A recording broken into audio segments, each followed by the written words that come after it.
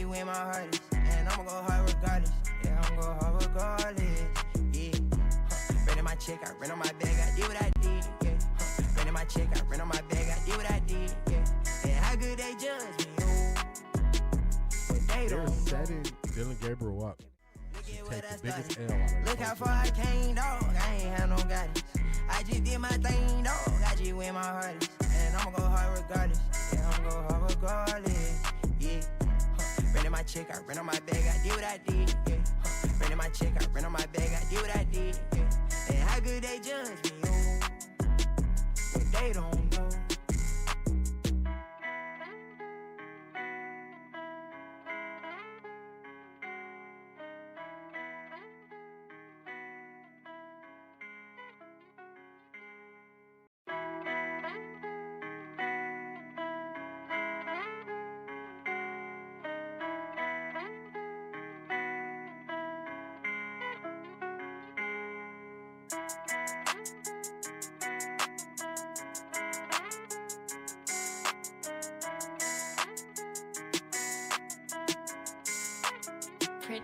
Look at what I did, look at what I started. Look how far I came, dog. I ain't had no guidance. I just did my thing, dog. I just win my heart. And I'ma go hard regardless. Yeah, I'ma go hard regardless. Yeah. Renting my check, I rent on my bag, I did what I did. Yeah. Renting my check, I rent on my bag, I did what I did. Yeah. And how good they judge me, oh. But they They're don't setting Dylan Gabriel up to take the biggest L on it. Look how far I came, dog. I ain't had no guidance. I just did my thing, dog. I just win my heart. And I'ma go hard regardless. Yeah, I'ma go hard regardless. Yeah. Renting my check, I rent on my bag, I did what I did. Yeah. Renting my check, I rent on my bag, I did what I did. Yeah. And how good they judge me, oh. But they don't know.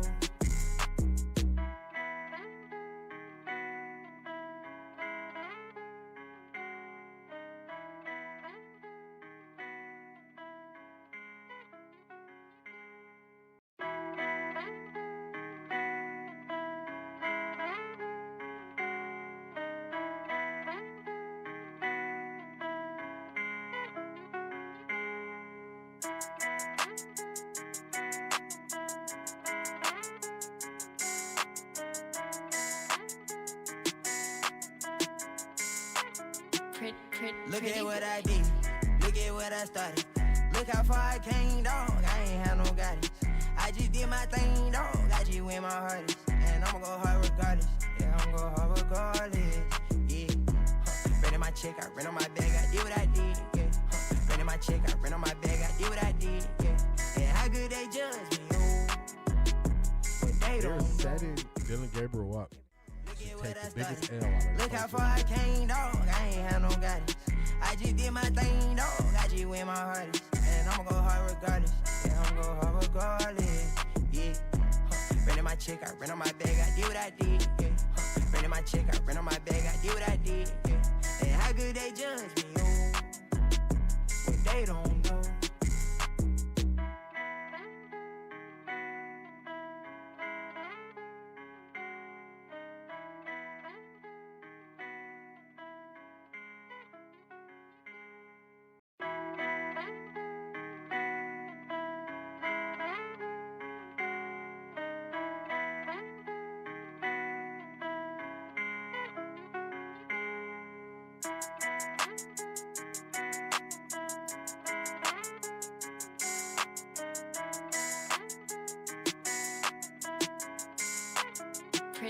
Look at what I did, look at what I started.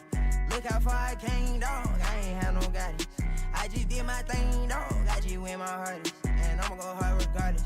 Yeah, I'ma go hard regardless. Yeah.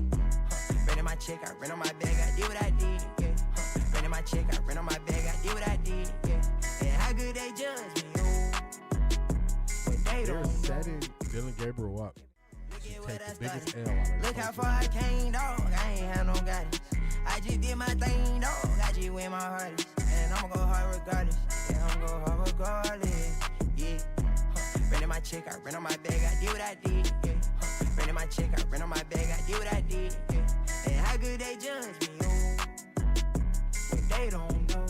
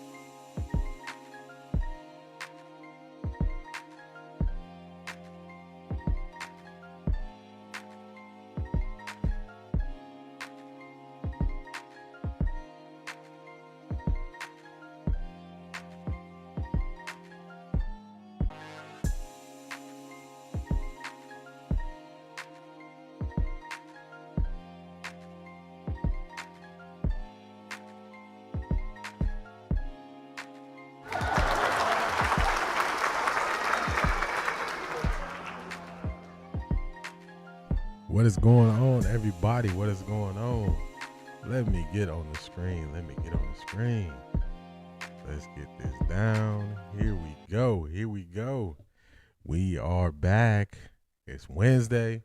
I'm feeling good. We're going to have a great stream. AB made some great points. We're going to hear from AB. We're going to see what the Monken man, Todd Monken, has to say later on this afternoon. Definitely looking forward to it. But first, y'all know what we got to do. When you go to somebody's house, you take your shoes off at the door. You greet everybody. So we're going to greet everybody. Let's get it. Selmo Fudd, good morning. How you feeling? Let me see. Where you at? Here you go. Here we go, Brownies. Here we go. Woo, woo. Here we go, Brownies. Here we go. Woo, woo. Here we go, Brownies. Got that sound check done. Top of the morning, Black Pearl. How you feeling?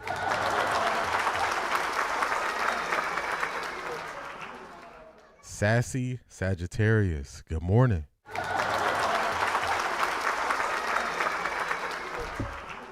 Good morning, Charmaine, hardest working woman in Ohio.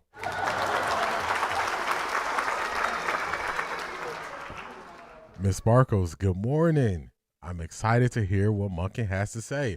I'm right there with you, Miss Sparkle. I'm right there with you.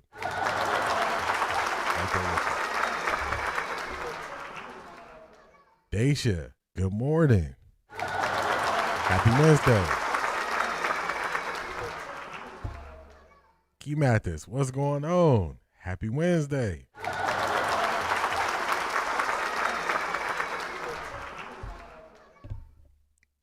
TK, what's going on? Good morning.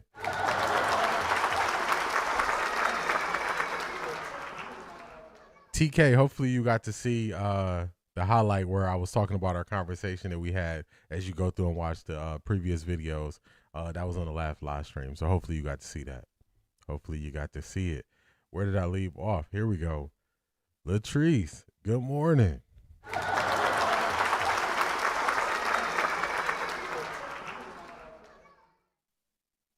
Zedric, what's going on? I didn't miss my dog, did I?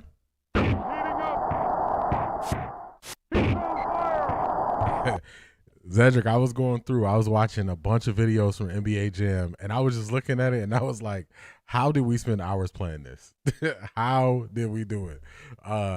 Things have changed, though, so shout out to you, my dog. What's going on? Thank you for being here. Cole, you stupid.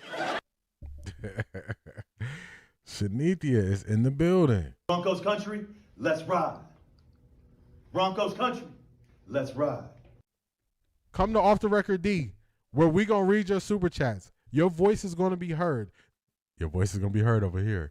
Where did I leave off? My chat just jumped up. Let's see. I was about here at Shanithia. Man, this chat is moving. Tool Man, what's going on? Tool Man, what's up? How you feeling, man? How you feeling? Where we at? Detroit Gemini, what's going on?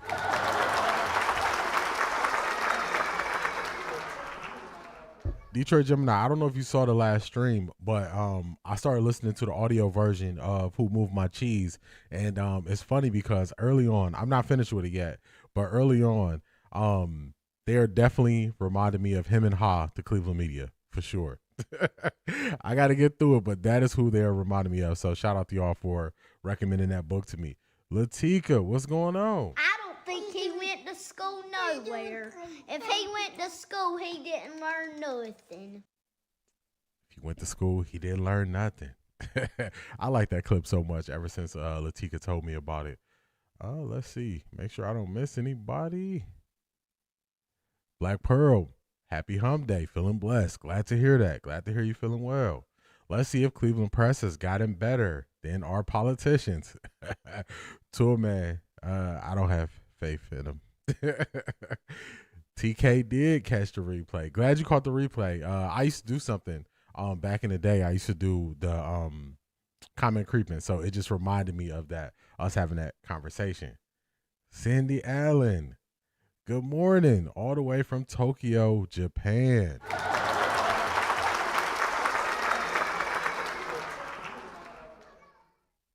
Zedric, I told you. I've been working, man. I told you I was going to get it for you.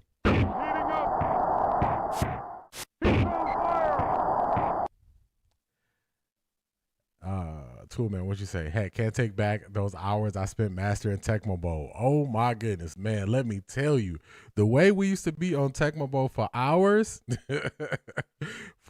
hours, man. Why are we not showing on the screen? Okay, there we go. We up top. Let me take this down so we can get a better view of it. There we go. Let's make this larger too. We're going to do this thing live, y'all. We're going to do it live.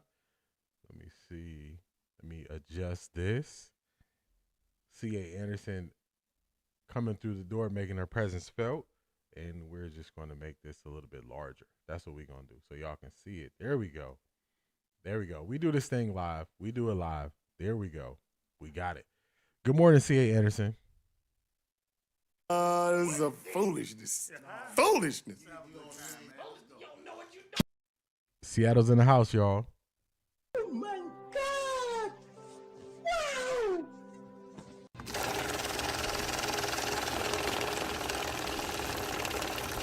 I got money. Shout out to C.A. Anderson starting this thing off.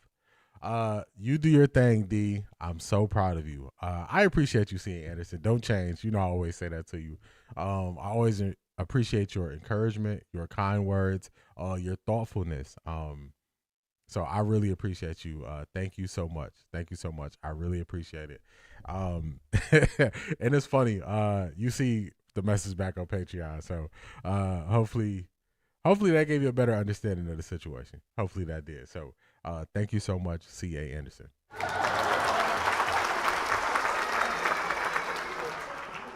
Talk to him, Selmo Fudd. Hit the like button on the way in. Y'all. Hit that like button. Let the YouTube algorithm know you enjoyed this content. Mary Kay going to ask first question. Yeah, she going to ask about the quarterback. That's all she know. That's all she know. Did y'all see all those packages the fans sent Shador? He feels loved. Detroit Gemini. I was watching that this morning. I don't know what schedule they use to release their stuff, but I think it came out at 2:00 in the morning. But I was watching it this morning since I did have some additional time before the stream started. But it was a lot of takeaways I had from it. Shador really likes the simple things. He really likes the candles. One big takeaway was when he saw that shirt with those snakes, he said, snakes, bones? Nah, I can't get with that. He said, we're going to put this over here. So shout out to him being exactly who he is. And that's one of the things they don't like. They don't like how much love Shador is shown. And for that reason, they continue to hate more. They got to do more hating because they're not going to stop how people feel and view Shador. They ain't going to stop it. Shout out to Miss Sparkles. Oh my God! Wow!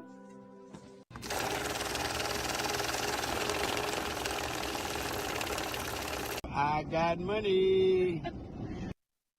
Shout out to you, Miss Sparkles. I appreciate you. Also, you're over there on Patreon. I like what you're doing over there on X as well. D, I may not be able to stay for the entire show, but I will catch up before the week is over. I appreciate you. Any time you spend with us is definitely appreciated. So thank you so much, Miss Sparkles. I appreciate you as always, and you know that. Thank you so much. Where do we leave off? We are about right here.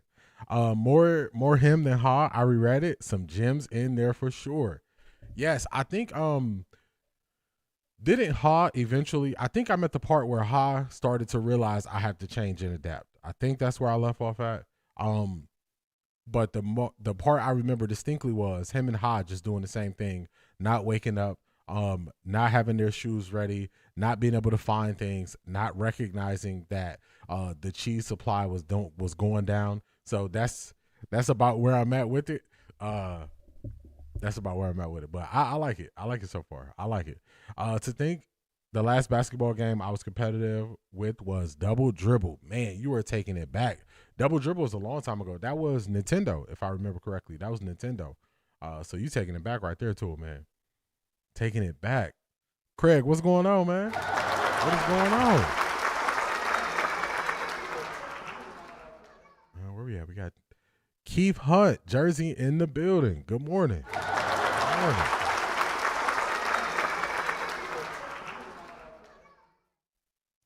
Definitely, y'all. If it's 34 in the chat, hit that like button. Hit that like button. Hit that like button. Let people know you enjoy this content.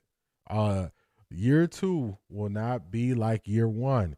We are changing. We are doing some things to up the game. We're adding some elements slowly but surely. So when I say year 2 won't be like year 1, it's not just giving the attention for the people who lack understanding. It's also I'm making sure that I curate a better experience for you. I'm doing it through small changes, but I'm making sure I create a better experience for y'all because I value your attention and I want to make sure you enjoy yourselves while you're here. So it's going to be different for us as well, y'all. It's going to be different for us. Broncos country, let's ride. Broncos country, let's ride. Come to Off the Record D, where we going to read your super chats. Your voice is going to be heard. Oh my God! Wow!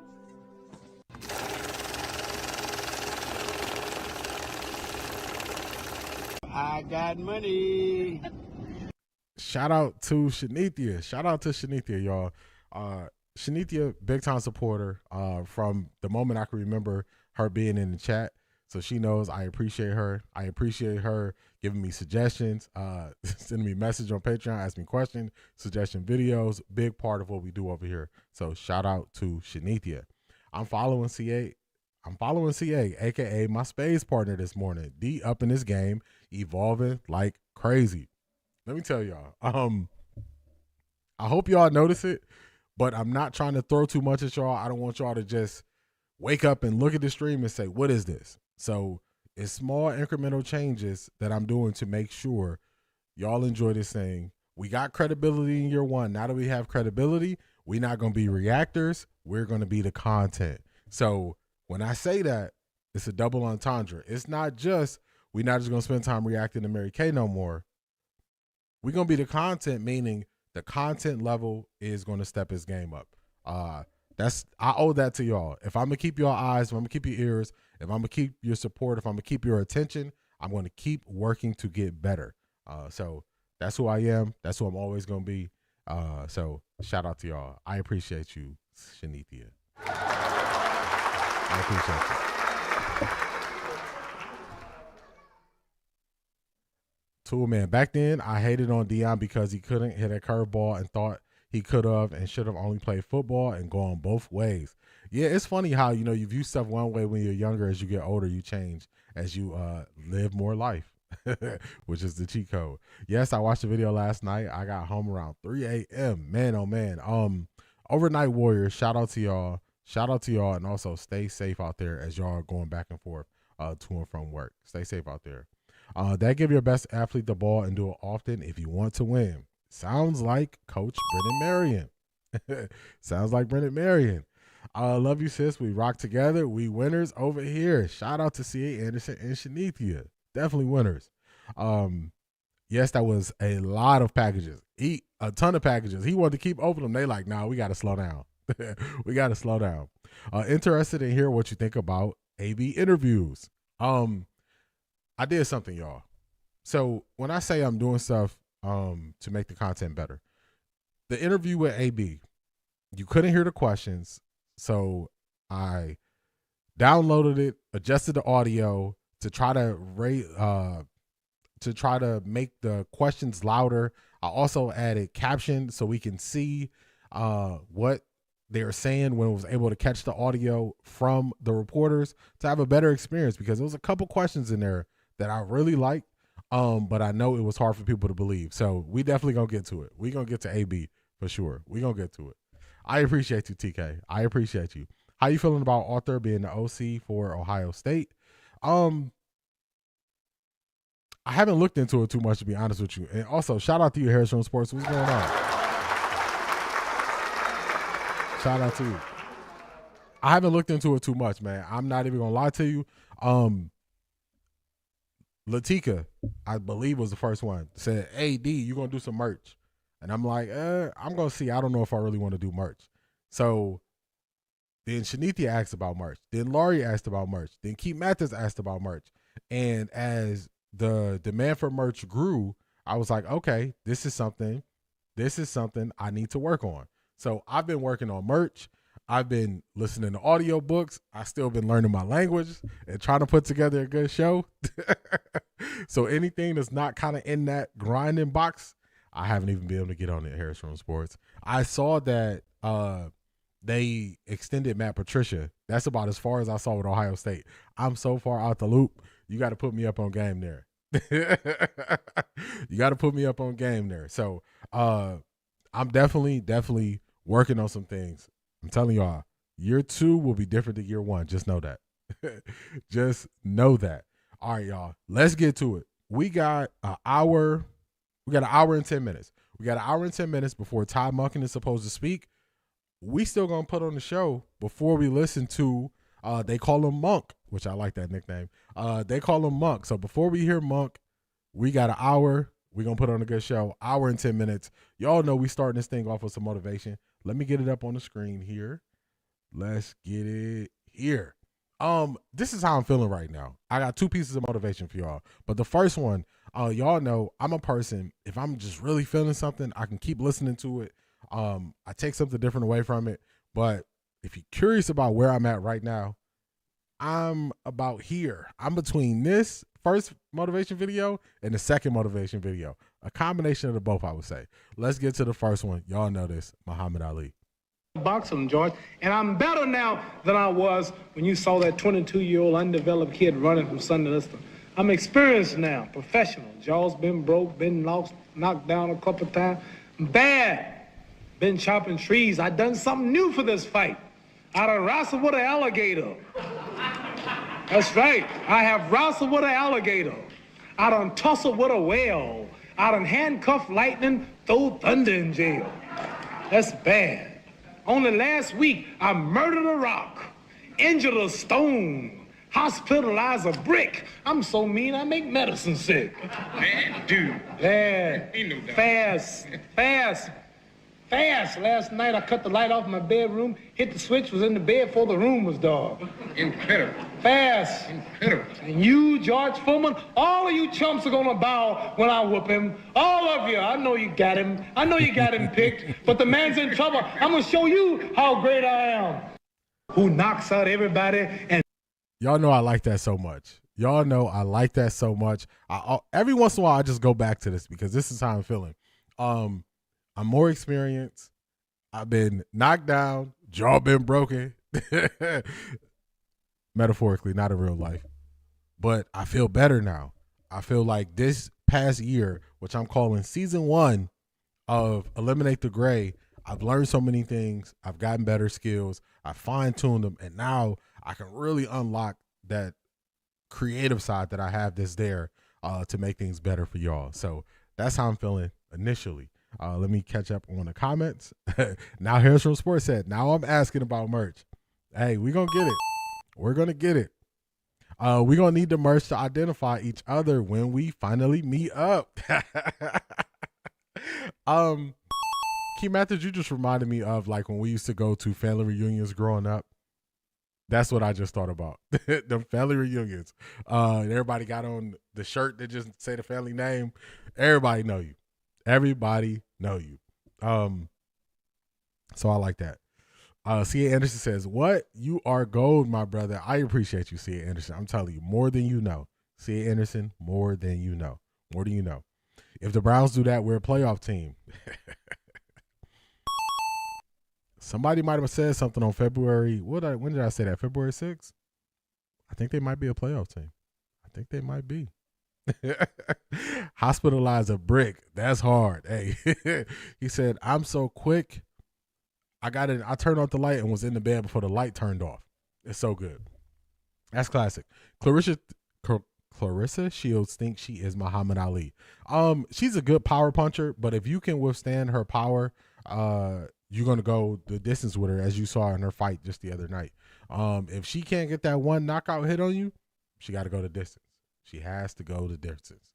All right, let's get it. I got another one. Let's keep it moving. I told y'all I'm a combination of these two feelings. A combination of these two is how I'm feeling today. So let's get it. And spend 27 years in prison, put there by an oppressor, and come out of that experience with not a heart of stone, not a cold heart, but a heart that is willing to forgive and embrace. How is there no bitterness? You have a limited time to stay on earth. You must try and use that period for the purpose of transforming your country into what you desire it to be. And therefore, you had to reject all negative features in your own soul, in your blood system, and focus your attention on the positive things. Not mod. So good, y'all. So good. We're going to finish this up. It's about a minute to go.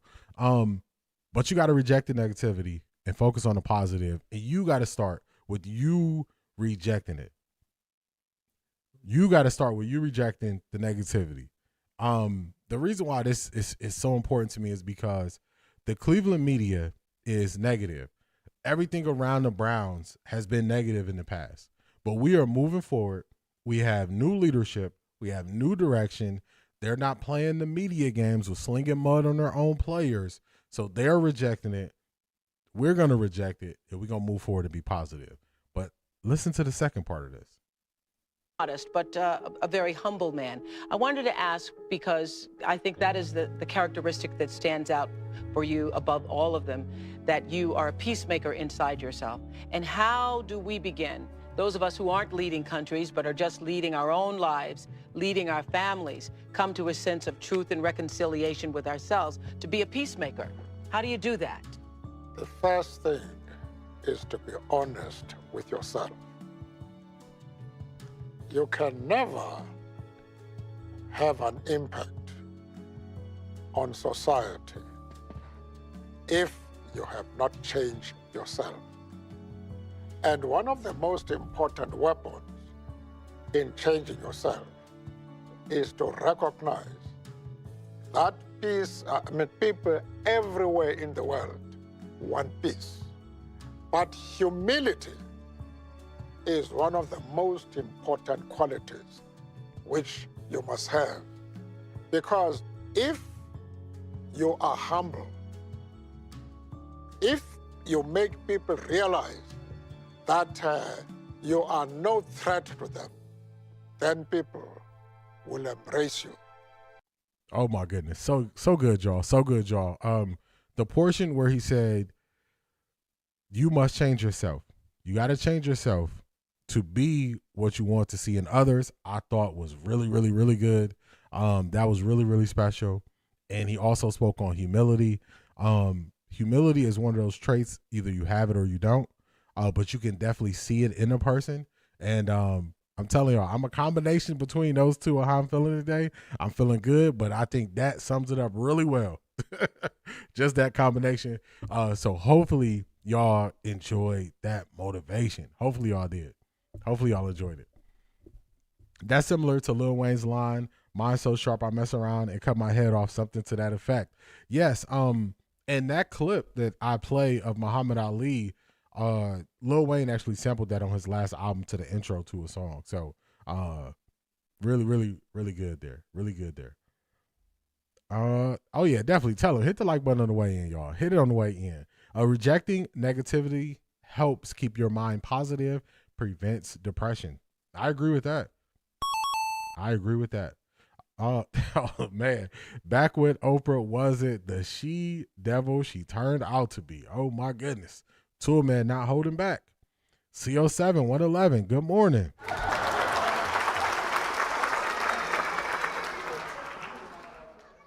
You should start a spades tournament in the group chat. I don't play though, but I do like to watch. People get too crazy behind a game of spades.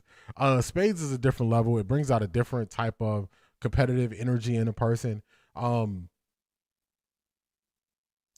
vision. So I always think like at some point we're going to get together, and I'm thinking like, us having to get together, us playing spades, having some sporting events on, us having some good food, enjoying each other's company. And that's definitely one of the things I always think about. Like whenever we do this, and we get together, please believe we gonna have the cards on deck. We gonna have the cards on deck. So we gonna get the spades going for sure. Great motivation, great energy. Black Pearl, I'm feeling good. And these 2 videos definitely display and portray that. That's what they do. She looking for chaos. Yeah, because it get real around the spades table. Let's keep it moving, y'all. We got an hour. On the docket. I find something funny with how there's a change in the shift and how they're talking about the NFL draft combine. But let's get to it. Let's push it forward. Here we go. Or not throw and that. I think we've evolved past the point where it's a national crisis if a top prospect isn't going to throw at the combine. Right.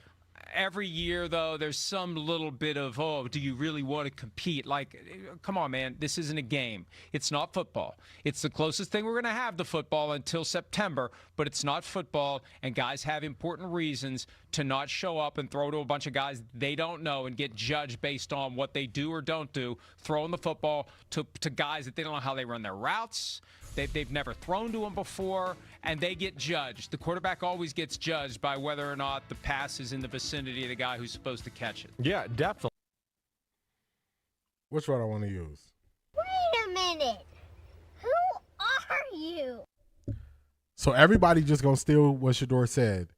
The thing that they held against him, now we're just going to act like it's normal. Hey, it's normal, man. People don't need to go to the combine. I find that funny. Hey, it's a problem when I do it. It's okay when they do it. I'll say this about the combine. The NFL has been so dominant in its ratings and the interest in the game of football that some things have fell behind the wayside that are outdated. The NFL draft combine is an outdated thing. A lot of the things that they have all the guys do are things that they will never do on a football field ever. Ever. So when looking at this stuff, the NFL has to update it. They have to update it. And when you do update it and you stop having quarterbacks run 40s and do bench press and do all these things, when you update it, just make sure you put some respect on Shador's name, because it seems like he's the one who finally got y'all to see.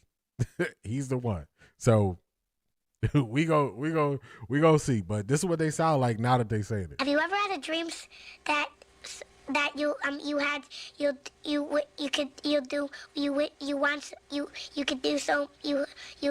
could? That's what they sound like. Space can get dangerous. That's a fact. We need to run a game in Patreon. I think they got some apps. Do y'all play spades on any apps? If it's an app that y'all like more than another app, we probably can do it. So, if it's certain spades apps, you know what I'm saying, drop it in the chat, the spades app that y'all like, and we probably can put something together if it's certain apps that y'all like to play. Really interesting concept, Mike Florio, for real. Key Mathis says, bro, I've been side eyeing Oprah for a minute. She used to be a little different. Felix, what's going on? How you feeling?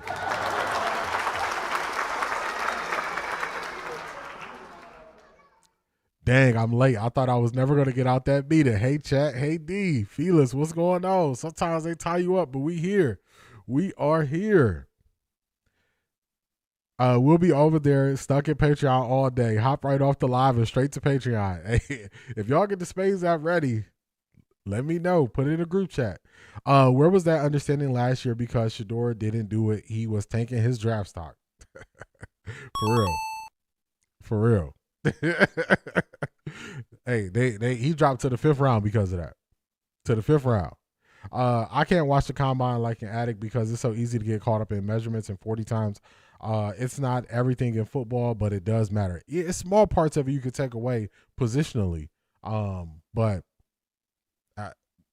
besides that, they got to update it. They got to have people doing things that make more sense to the position that they're going to play in the NFL. I don't care what an offensive lineman's 40 time is. I saw paraded men with no clothes on is suspect. Especially the way they talk about him, especially like Jerry Jones, what he was saying about guys. I love that little verbal salad because he just talking. They just talking.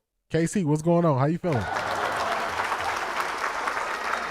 Congrats to Dom Capers. He was hired as a senior defensive assistant for the Dog Pound. That's a great ad.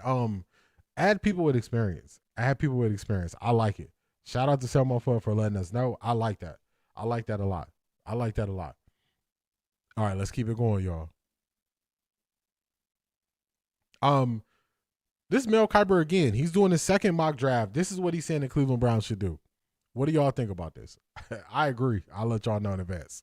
It's easy. If it goes the way I have it, flows the way that we have them up to 5, 6 is Carnell Tate to the Cleveland Browns. What it was a big problem with the Browns last year, they dropped too many passes. Yeah. I mean, Shador would put it out there and it would be dropped.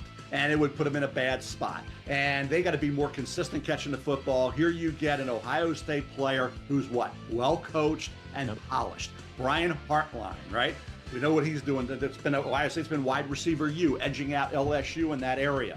You think about Carnell Tate, character. You think about the ability to come in right away for Shador or whoever the quarterback. I think Shador's the guy. If it's sure, get the ball to this guy, he's going to catch the football. Okay? He's got that ability. Precise route runner. To me, blocks as well for the run game. Quinshon Judkins showed what he could do as rookie before he got hurt. To me, the offensive line is big. They got to get 3 to 4 offensive linemen in this draft or through free agency, a combination of both field. 3 to 4 got to come into this football team this year. But in this particular case, it got down to, do you take a Maui Noah or Fano? We had Fano gone. Maui Noah's there. But Carnell Tate, and then get the offensive tackle maybe in the latter portion of round 1. But Carnell Tate, to me, too good to pass up for a team that has to have receivers who are dependable, reliable, and the bottom line is when it's thrown their way, they do something the Browns have struggled with. This kid catches the football. Mel Kiper. Was he talking about Jerry Jeudy when he said they don't be catching the ball? Hey, I just got questions, y'all. This will come down to taking Maua, the right tackle from Miami, or taking Carnell Tate. After listening to AB and him saying basically they could do something similar to what the Chicago Bears did with rebuilding the line, I would go Tate if he fell to them at 6. I would go Tate. That's what I would do. Shout out to Mel Kiper. You know he watching film. He's not just up there talking. That's why it's a more informed conversation. More informed. Way more informed. To be honest, the Browns needed Shador to tank because they would be on the caboose. They wanted that to happen. They wanted that to happen. Y'all see it. I like that, Mel Kiper. Tell him, Mel. Mel don't be playing. Leaves no doubt. Make it clear. Eliminate the gray. Mel speaking truth and facts. He hasn't switched up. He has not. So do I think Mel watches football. He's working. Honestly, I agree with that. Cedric said Capers was in Carolina last year. Mel told no lies. Man, there's so much sports happening right now. And soon I can't keep up. Harris Room, it's crazy. You got college. You got NBA turning the corner to the more important parts of the season. It's a lot going on. You got the draft going. It's just a lot. It's a lot. I agree. Tate is the best pick for the Browns. Yeah, Craig. If it goes that way, you can't get Spencer Fano at tackle. You got to go Carnell Tate. Jackie catches strays. Yeah, because he said, hey, they wasn't catching it last year. Who you talking about? The person that 2 of the last 3 years led the league in drops. Yates keeps that goofy look on his face when Mel talks about Shador. Oh, man, all the time. He don't like to hear Shador name. Just had the Olympics, now NBA, then March Madness, the World Baseball Classic, then Masters. Yeah, back to back to back. back to back to back, Harris Room Sports. Melly Mel, keep hunting, you see it. He was a head coach for the Panthers and Texans. Okay, caught up there. So I like this. I like when people speak from exactly how they feel. Make it clear, make it plain. Don't dance around it. It's funny. His facial expressions always crack me up. All right, let's keep it pushing. I thought this was an interesting question. So Cedric brought this to us at the end of the last stream, and this is them now looking at Fernando Mendoza. And listen to what Mel Kiper is going to say about Mendoza. Hey, listen, Mel is not mincing words here, y'all. overhyped. I think that people are still talking about other players as the best guys on the board, not Fernando Mendoza. Like I go back to Peyton Manning. I brought that up last year. Everybody said if his name was Peyton Jones, it'd be a third-round pick, and that was fact. That was real time. Everybody does revisionist history later on. Now, there we go. If that's a comp and Matt Ryan's a comp, and keep in mind, remember when Miami and Bill Parcells passed on Matt Ryan to take Jake Long and then Chad Henne? So Matt Ryan wasn't this locked up franchise quarterback either in a lot of people's minds. Go ahead, Peter. I got one more question. So hopefully y'all caught the beginning of that. They were asking if Fernando Mendoza is overhyped. Mel Kiper said he is not the best player in the draft. When you have a generational talent at quarterback who you draft number one, more than likely they're the best player in the whole draft. So to me, somebody will be taking Fernando Mendoza at number one more based on need than they would be based on. Oh, I froze on you? I froze on you? Hold on. Hopefully we good. Hopefully we good. Let me double check on my phone as I finish that thought on Fernando Mendoza. To me, it's more based on need with Fernando Mendoza, less based on him being the best overall talent. Let's see. Let me just make sure we good.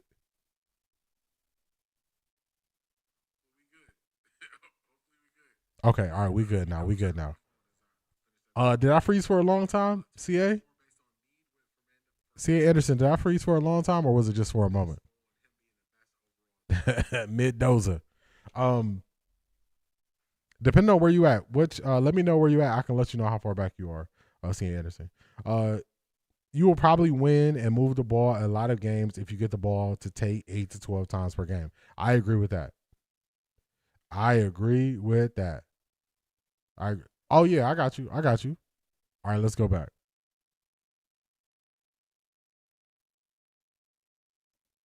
This is what Mel Kiper said. I got you right here.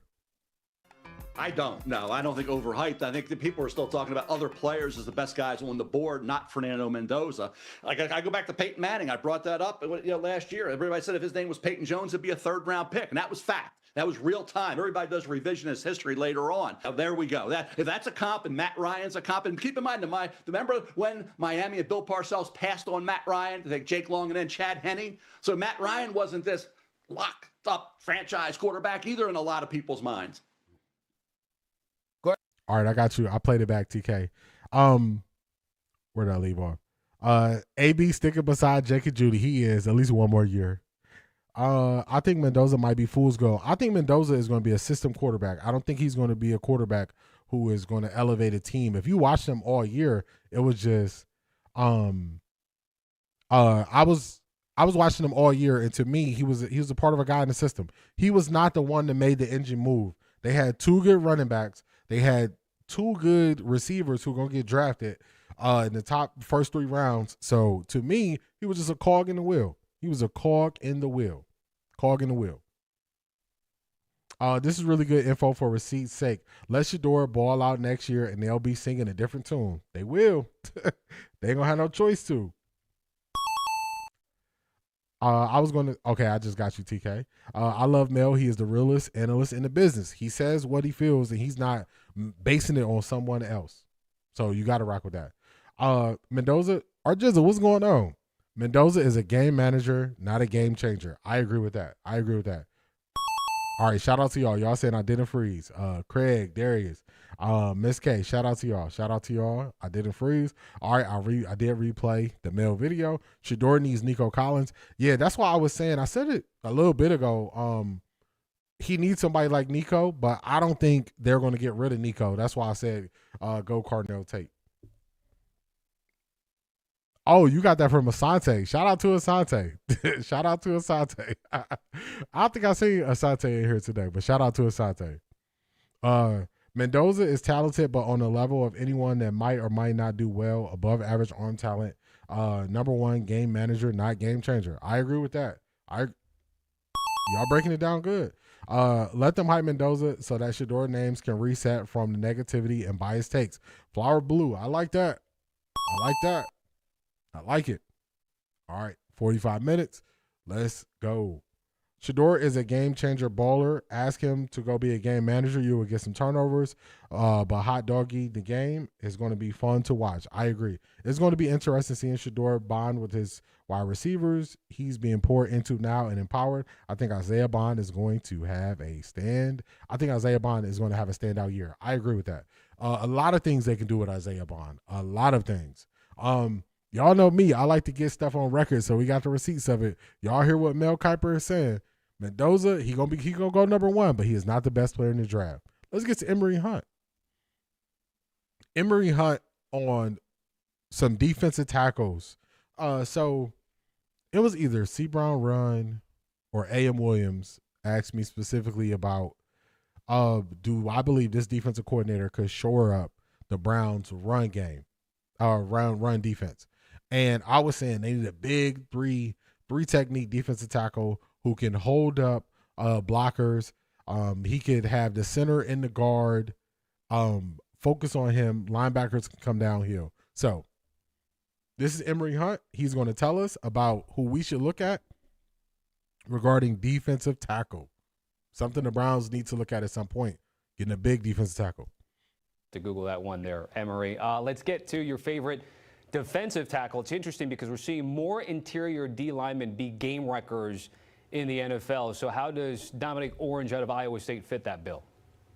Tommy, I've always told people that as long as you're a good down your battery, that is center, quarterback, running back, nose tackle, Mike backer, free safety, you'll be a good football team. And Dominic Orange has been the latest trend in what has been a rebirth of the nose tackle position over the last 5 years.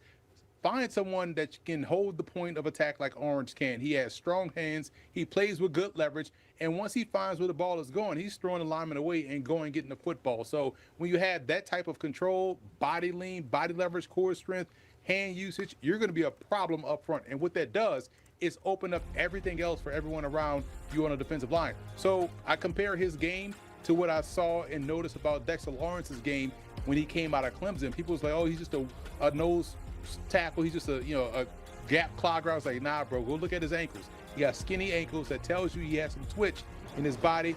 He was asked just to clog up gaps at Clemson. He could be a one-gap penetrator, and that's what he's been at for the New York Giants. Orange is the same guy. Don't look at his size and position. Look at how he's built. He's able to do more than what he was asked to do as a Cyclone. That's why I like him a lot in this class. Yeah, you got. I like Emory Hunt a lot. He puts in the work. He's been doing this for a long time. He breaks down. Basically, he has a draft guide he puts out every year. He breaks down every draft eligible player, which is crazy because he might break down 1,500 players and their film, their tape, and everything. So shout out to Emory Hunt. I did find it kind of funny where he was like, look at his ankles, because that just talking about how flexible his ankles are. So like they talk about Myles Garrett's bend, and a lot of that comes from what he can do with his ankles and flex where he can turn the corner.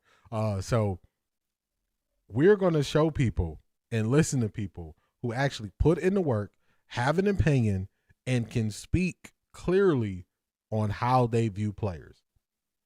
That's Emory Hunt. That's Mel Kiper. That's what we going to do, y'all. Where did I leave off in the chat? Let me see.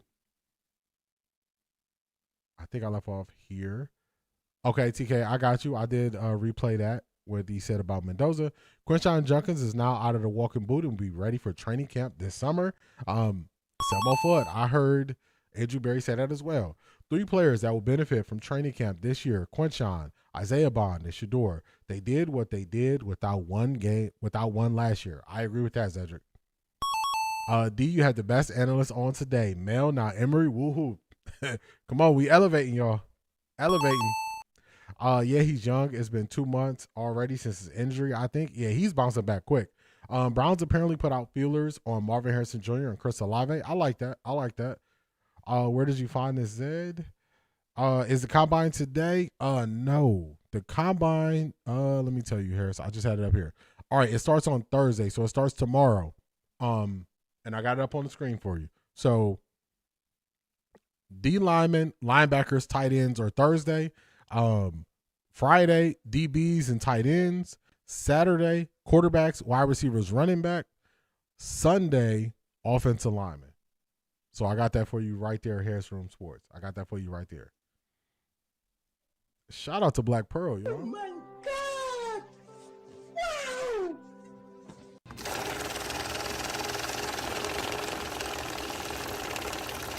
I got money. Shout out to Black Pearl. Black Pearl is on Patreon. Been very active since you've been here in the community. I appreciate you, Black Pearl, everything you bring. Question. Last year, all I kept hearing from the big box media is that Shedeur doesn't have any special traits. Can you tell me what Mendoza's special traits are? Oh, my goodness. Hey.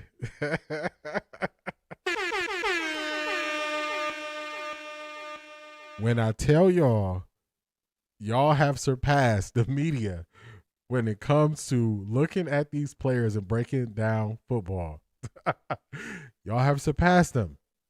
The funny thing is, before I even answered, Shanithia, she hit you with the facts. So I'm telling y'all have surpassed them. They said, oh, Shedeur didn't do anything special. I think they were wrong. To me, Shedeur had his accuracy is tops in the league. That was his special trait.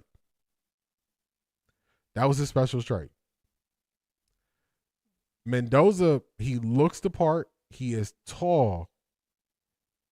I don't think he has the best downfield accuracy. He does have some athleticism. That's why I think he is I think he's a game changer, I think he's a game manager. I think he's going to be a system quarterback. I don't believe he's going to be the one where he's just going to carry you, put up a 5,000-yard season. I don't see that from him. They use every negative thing they could add to. They use every negative thing they can add to Shedeur. Every negative thing they can add to Shedeur. So they were just throwing stuff at the wall to see what stick when they were trying to downplay Shedeur. That's what they were doing. So shout out to Black Pearl. I like that question. Zedric said it was on X earlier. I'll see if I can find it again. Shout out to you, Zedric. I'd rather not take either Marvin or Chris. Marvin is good, but the diva stuff is a lot. I haven't heard too much diva stuff about Marvin. I know that he was questioning and signing the NFL Players Association agreement prior to the year. He had questions about it, which I've heard other players have questions about it.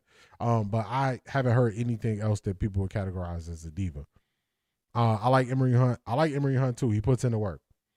I don't rock with the Mendoza hate, even though I'm not a fan of him. We still have to give that young man a chance. I would ask, are you saying in general, Q, that you don't rock with the hate, or are you saying you've heard the hate here? I wouldn't categorize anything I said about Mendoza as hate. I wouldn't categorize anything I said about Mendoza as hate.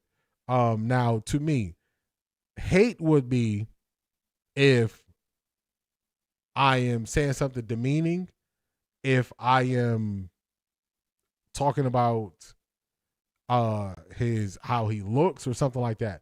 I will put that in the group as hate. Saying I don't believe he's a game changer, I don't think that's hate. Nobody is saying he shouldn't be in the league. Nobody is saying he's not going to be number one. So I wouldn't categorize anything I said as hate. If you feel otherwise, if you feel like I said something that was hate, let me know and we can talk about it. But I wouldn't categorize what I said about him as hate. I'm open to the conversation, though. I'm open to it.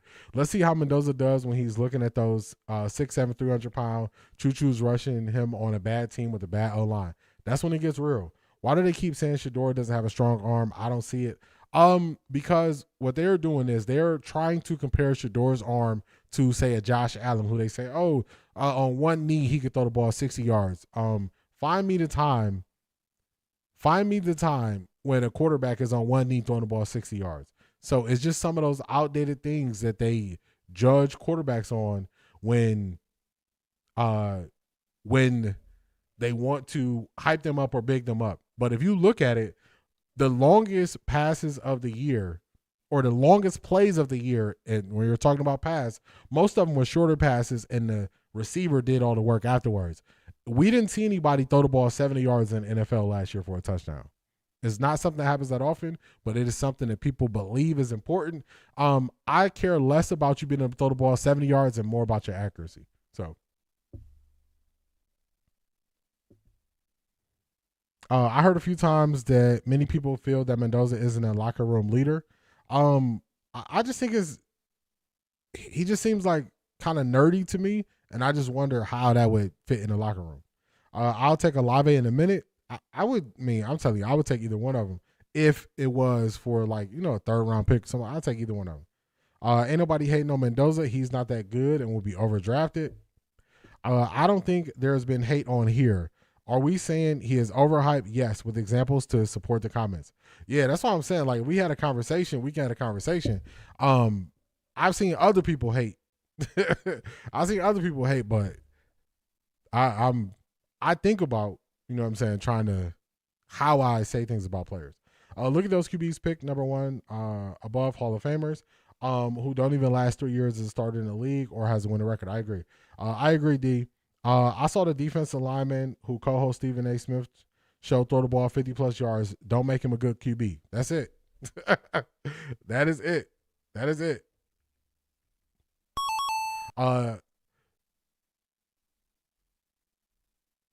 You don't throw almost 50 yards down the field on the run accurately if you don't have a strong arm. You don't throw almost 50 yards down the field on the run accurately if you don't have a strong arm. That's true. Talking about what Shedeur did versus the Raiders. A.M. Williams, I agree with you. Agree. We're not minimizing him, but we can't co-sign on the hype out there either. I said quirk and stand on it. Yeah, I remember I was saying quirky too, and I had to clarify. So that's why I just said nerdy. It's probably a better way. Shedeur best balls is his deep balls. He has enough arm strength to get the job done. That's it, Black Pearl. That's it. People do hate on players. People do write players off. Just because a player is not your cup of tea and you express it with football related reasons, I don't consider that hate. I consider hate when you're talking about a player and it's not things that deal with his actual talent. So I would consider that hate. I would consider this hate. All right. Now, Andrew Berry, we got 30 minutes to break this down. We got some good stuff. I told y'all I went and I kind of redid the video to make it sound better. So let's get to it. Let me change this up for y'all. Anthony Richardson got a rocket as an arm, but can't play QB to save his life.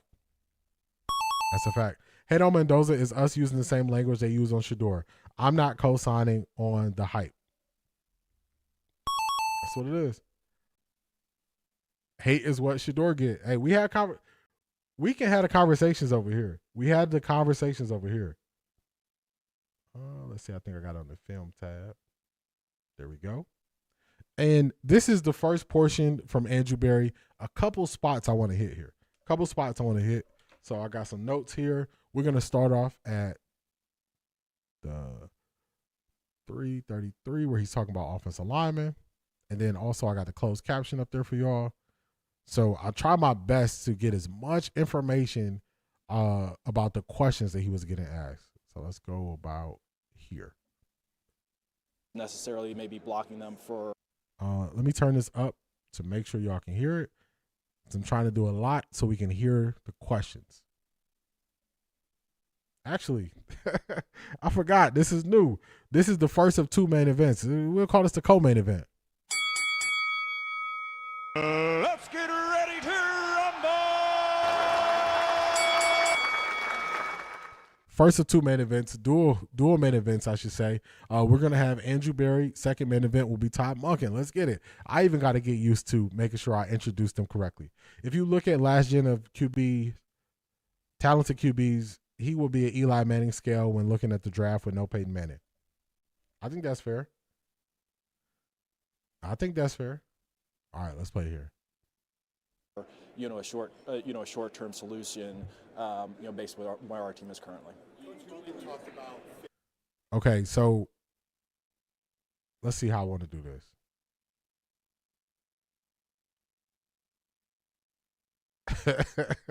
You funny, Arjizzle.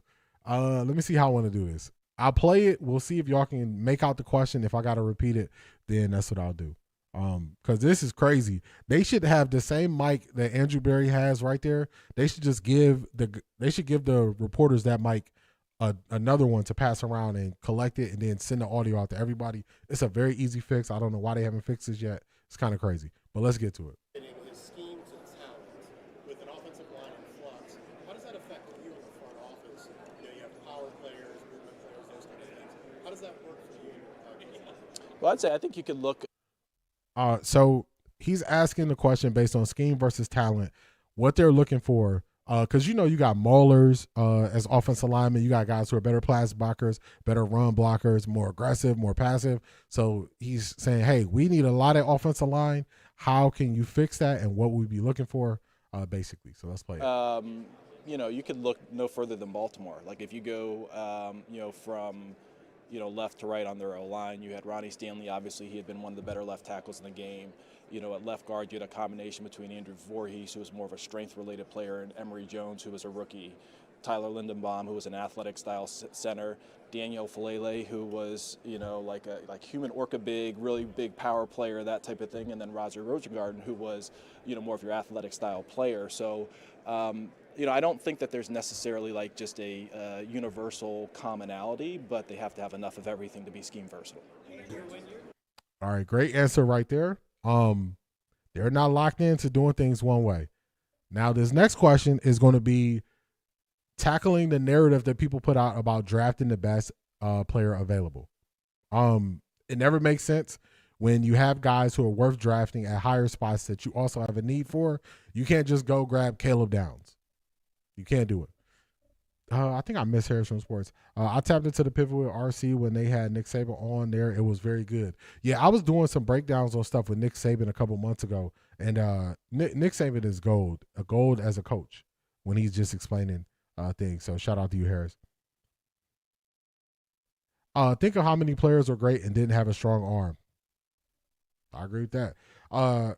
Q left because he thought it was a Mendoza safe space. I just like to have a conversation, man. Let's have a conversation.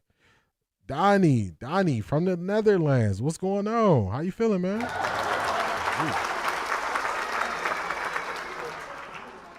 I should have adjusted that before I played that sound effect.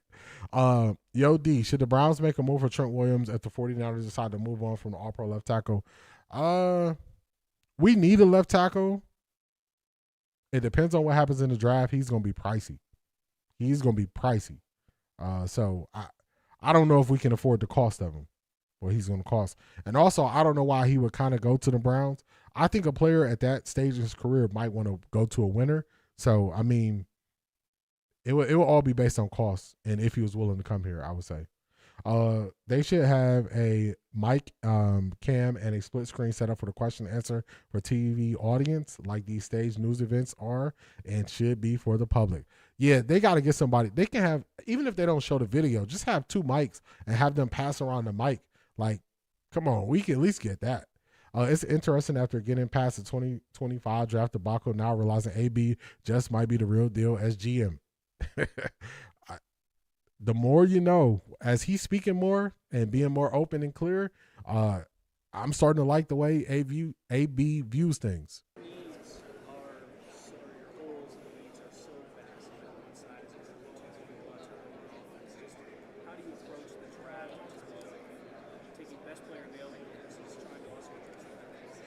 I think you've heard. So this question is regarding the Browns taking the best player available. So all that narrative about, the Browns need to take Caleb down because he's so good, because Caleb Downs is so good. This is AB addressing that. Heard me say over the years that the draft, it's really for like highest sustainable impact. And that's not to say that need or positional value doesn't have some role in that. But at the same time, it's not like you're just going to match your picks to the best of whatever. I mean, I think about a year ago at this time, I wouldn't have guessed that the draft would have played out positionally the way that it did in 2025. And you have to be flexible, and you have to be adaptable in terms of where the player pool and where the talent pool is. I think the good thing about this coaching staff, really in all three phases, is they are very adaptable to using your best players. So you have to be open to the fact that it may not look exactly the way that you'd envision it, or that you'd hope that it would look coming out of it. All right, y'all. Here go Mary Kay. Of course, she has to ask about Shedeur. What's going to be hilarious is how low the ratings for the draft is going to be this year. It'll be back to normal. It will be back to normal. It's definitely going to be back to normal. This is Mary Kay. Mary Kay on Shedeur. She needed Shedeur questions so she can write up her 6 articles about Shedeur.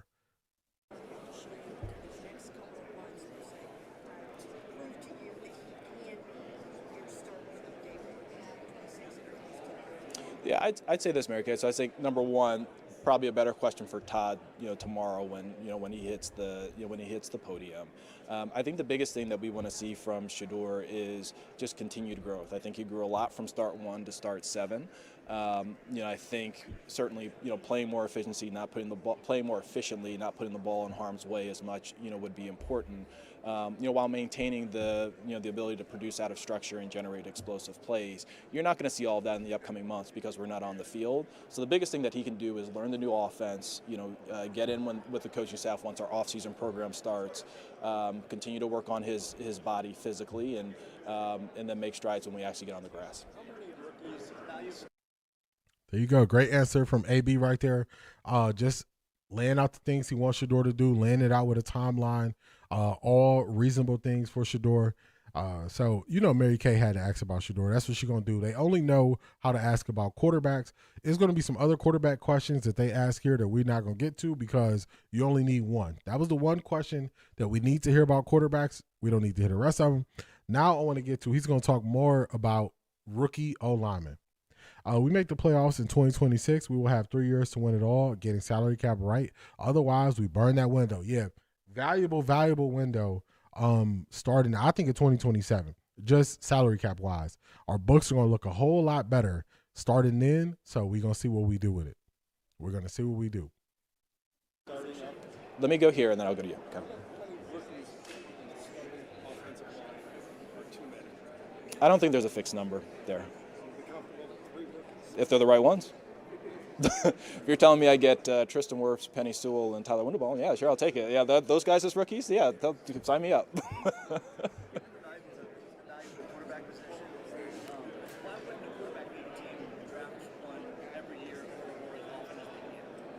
I don't see a problem with that. So they asked another question about the quarterback. Why wouldn't the quarterback needy team just not draft a quarterback every year? He did not take the bait. He just said, I don't see a problem with that. I don't see a problem with that. I'm not going to feed into it. I know what y'all trying to do is not going to work. That was a quarterback question. Now I want to skip forward some. This is him breaking down the coaching hiring. I'm not seeing people highlight this, but I thought this was very, very smart of AB to address this. So we heard all the stuff. We heard all this stuff about the Browns are making guys do homework and everything that they were saying. Everything that they were saying about the Browns botching how they were hiring their head coach. And AB is going to address that. He's going to be nice by not calling Tom Pelissero a liar. But in his way, he's saying, hey, he don't know what he's talking about. So let's get to it. Okay, about right here. Media has such surface level questions, for real. Harris Room Sports, this is the time I think where you could ask AB, what does he like in an offensive lineman? What does he like in a guard versus a tackle coming out of college? You can ask really, really, really good questions during this time when he's open. And they waste it on stuff that just doesn't matter. Shanithia, I believe DePodesta has been running things. 2025 was based off of who AB thought would be good. That's DePodesta was let go first. My thoughts. I think you got some points there, TK. Because the way that they handled the draft last year was totally different than how they've handled it previous years. Somebody said yesterday Shador already working at the facility. Don't know how true that is. I think it's about 70% chance. He is back in Cleveland. So him being back in Cleveland, if he's gonna work out somewhere, work out at the facility. It's available to him. So I wouldn't be surprised by that. AB is light on his toes these days. He's the man in charge. He's the man in charge. FB Teens, I think, said that, well, his gift opening video shows he's back in Cleveland. Yes. He's back in Cleveland. Just leave it there. This is on the coaching hiring and him putting to bed the narrative that the Browns were having guys do homework and write essays, which I thought this was very important because people use this as a reason to knock the Browns and say they were dysfunctional because they made guys come prepared. Let's get it. Let me go here, and then I'll come back to you, Tony. Okay.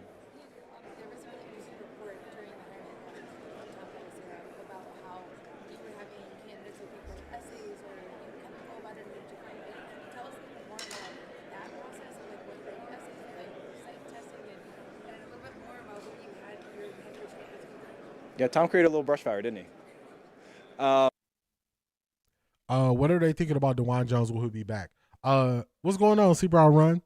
DeJuan Jones will be back. He was asked, I didn't save the point in this video. He was asked about DeJuan Jones and Whippler, and he said they're both on track to be back. He said DeJuan Jones is in the facility, rehabbing and getting better. So shout out to you for that question. He did ask about DeJuan Jones. They did ask about DeJuan Jones here. All right, let's get it back to him answering about the hiring. So I think, unfortunately, maybe some of that stuff was maybe a little bit mischaracterized and overblown. But, look, the head coaching position is the most important position in the organization, or head coach and quarterback are. It's a position where you're going to sink significant resources. It's going to have a huge impact. It's really like you're hiring a CEO for any other company. The other thing is the hiring rules for the NFL are a lot more unique than they are probably in any other industry. So, number one, we want to know everything that we can about candidates, and that includes, reference work, that includes obviously the interview process, their work history, behavioral assessment, cognitive assessment. It's that important. But the other piece of it is, I think what, maybe many people don't realize is the first 2 weeks of the process, you only get 3 hours on a Zoom, right? And that's very limited time for the topics that you have to cover. And one of the things that we did was we gave, some of the candidates maybe 5 prompts, so to speak, that we would talk about, during that virtual session.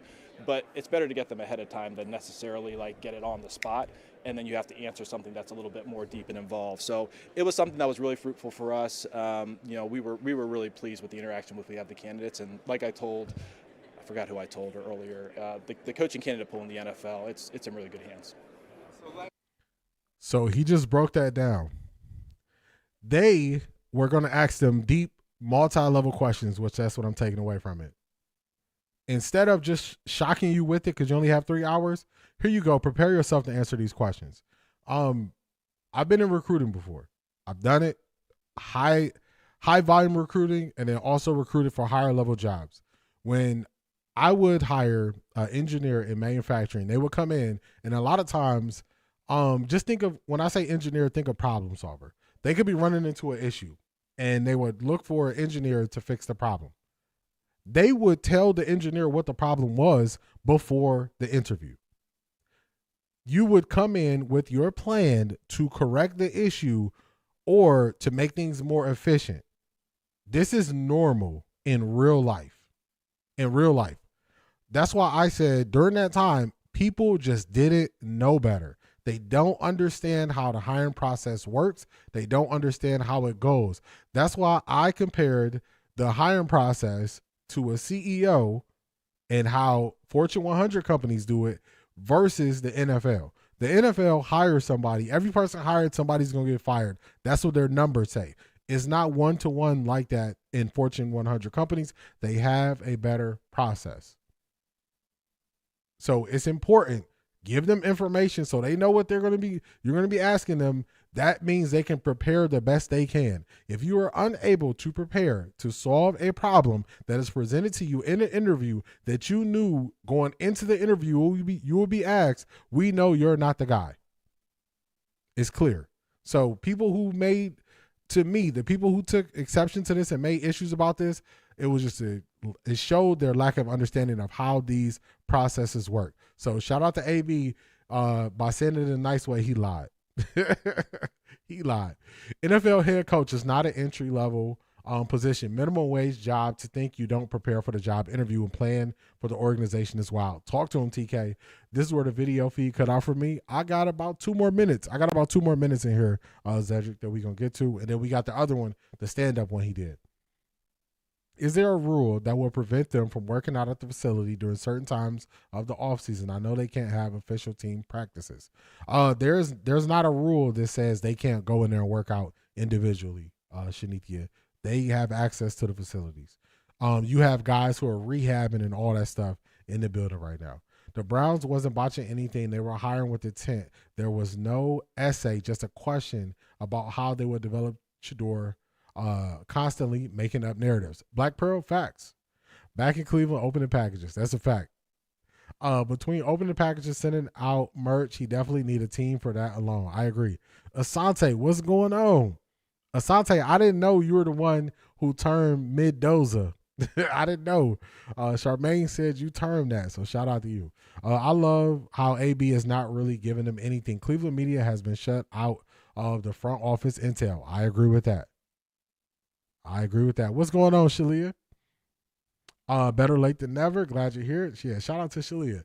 All right, so we got 2 more minutes. Zedric said he missed it, so I'm going to let this 2 minutes play. We still on good timing. We got about 14 minutes before Todd Monken is supposed to speak.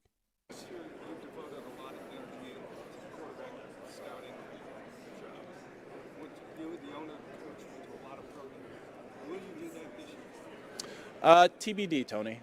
It's we're in maybe a little bit of a different position, a little bit of a different class. We're not picking 2, although we are picking 6. I think the quarterback class is different, than it was in terms of when guys may go off the board. But needless to say, we will devote a lot of time to the passers like we do every year. When you talk about rebuilding the offensive line, would you think you would lean more young versus a veteran spots, tackle spots? Not necessarily, Scott. I guess thinking about the offensive line, I actually think what Chicago and what Ryan Poles did last year is a really nice model. If you think about it, they did a combination of internal development, veteran additions, and draft, right? You had Darnell Wright, who he really came into his own at right tackle this past year. They traded for Joe Thuney. They traded for Jonah Jackson. They signed Dahlman in free agency, and they drafted Ozzie Dean Trapilo in the 2nd round. So it's a nice mixture of youth and experience, and I think that we would look to take a similar approach if the player markets line up for us. A couple more.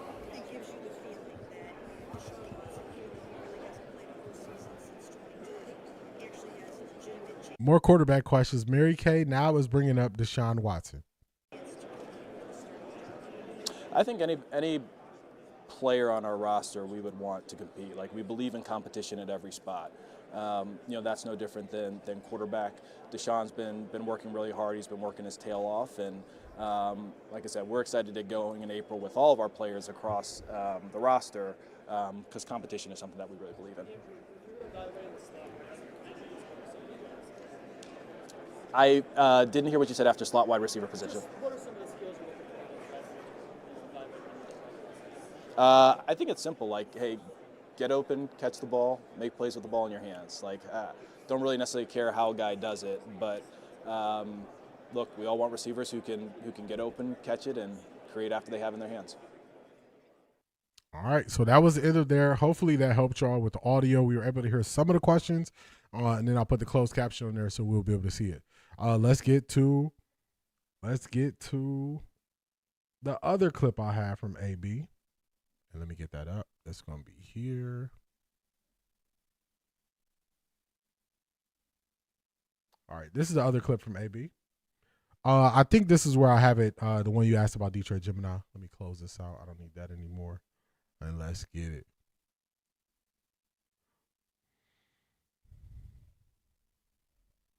Notice he doesn't specify what Deshaun needs to do. Facts. Hey, everybody on the roster, show up and be healthy and, try to do your best. And they only posted his response about Shador. when I say we're not going to be the reactors, we're going to be the content. This is an example. We're going to give you the whole thing, make it clear about how they speak about these guys.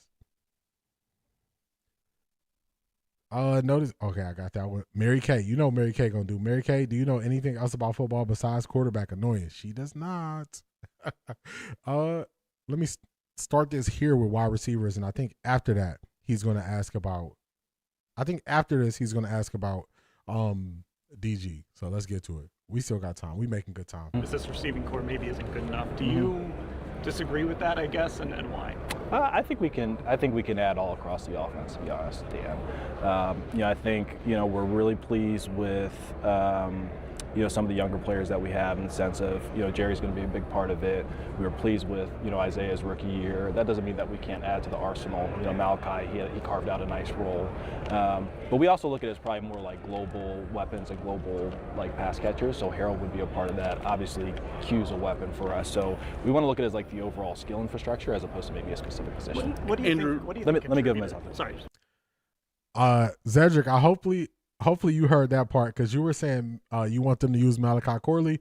He made sure to mention Malachi Corley as part of the future plans. So I know you were like, okay, good. That's what I want to hear. She barely knows that. She knows what they tell her. Zedric, talk to him. Talk to him. Botching storyline basically meant I do not understand what you guys are doing because I do not have any football knowledge. Talk to him. He was vague about Deshaun and DG. He was. What do you think attributed to Jerry's season and his struggles last year? I think honestly, like it's. These questions should be a little bit louder. Hopefully y'all can hear them. What attributed to Jerry Jeudy's season last year? Why was he dropping passes? Probably the same things that attributed to the offense as a whole. I mean, and look, you do see this from time to time with players across the NFL. I remember, Jeremiah's first year to his second year. You can look at what happened with Brian Thomas down in Jacksonville. Actually, I was thinking about this, like, they were the two first ballot Pro Bowlers in 24 a year ago, and both of those guys had, down years this year. So it does happen.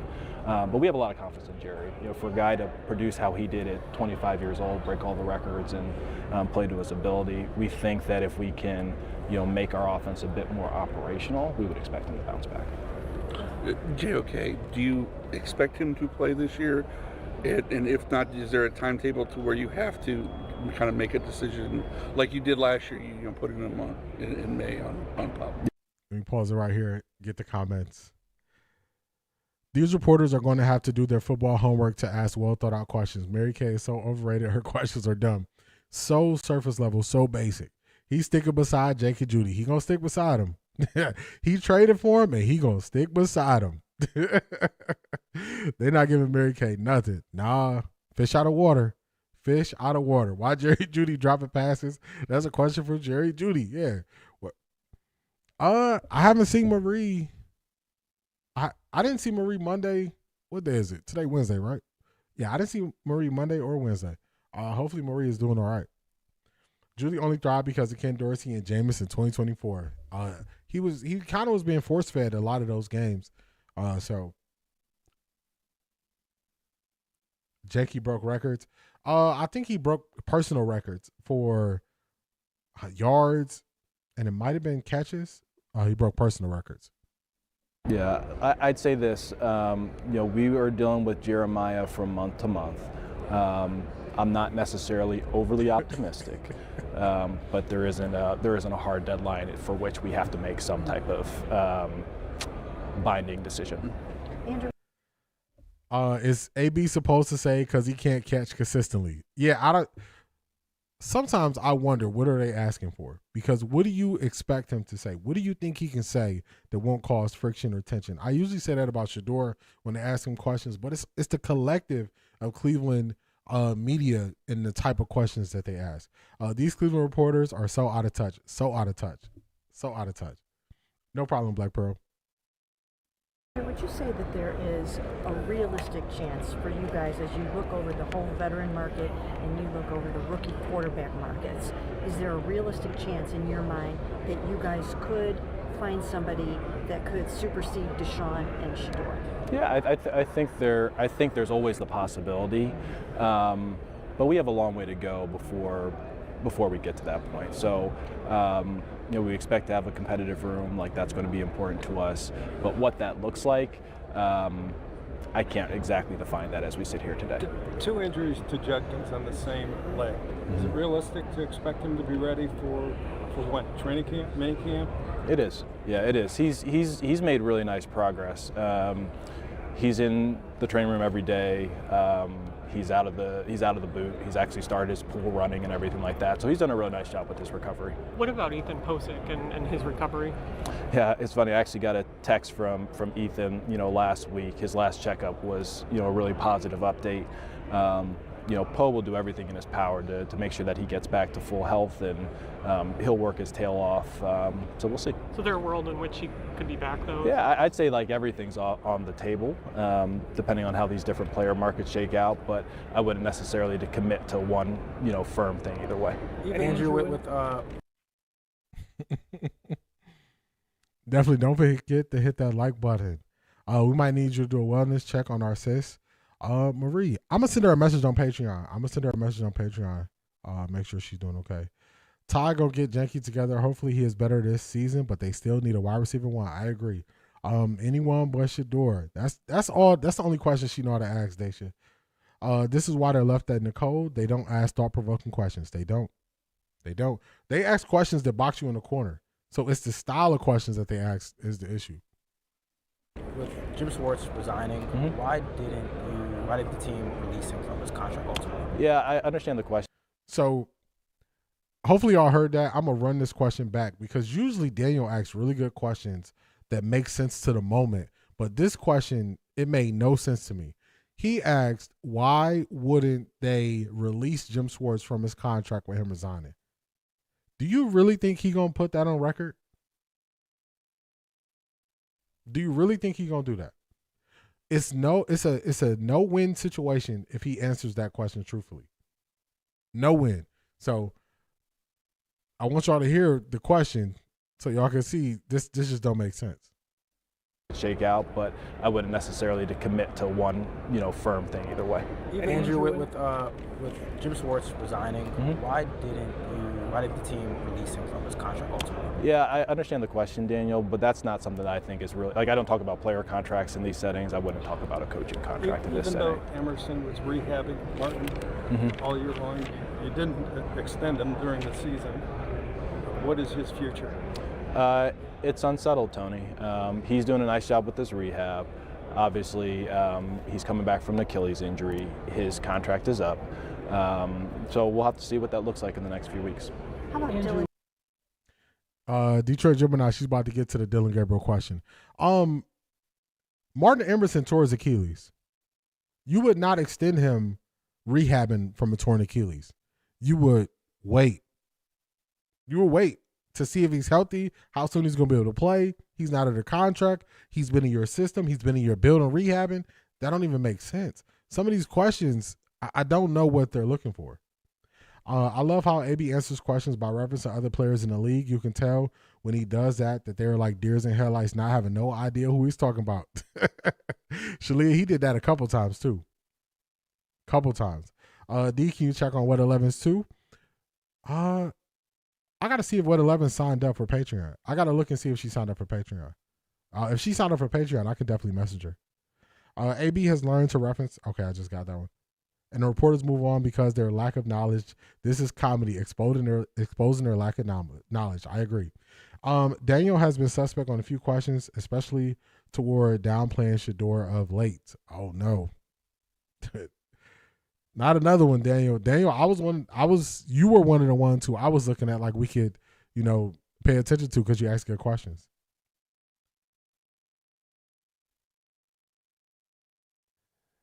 Uh-oh. Black Pearl been side-eyeing. Are we at the free agency or the combine? I can't tell with these questions. All over the place. Mary Kay has only one question. She is looking really silly.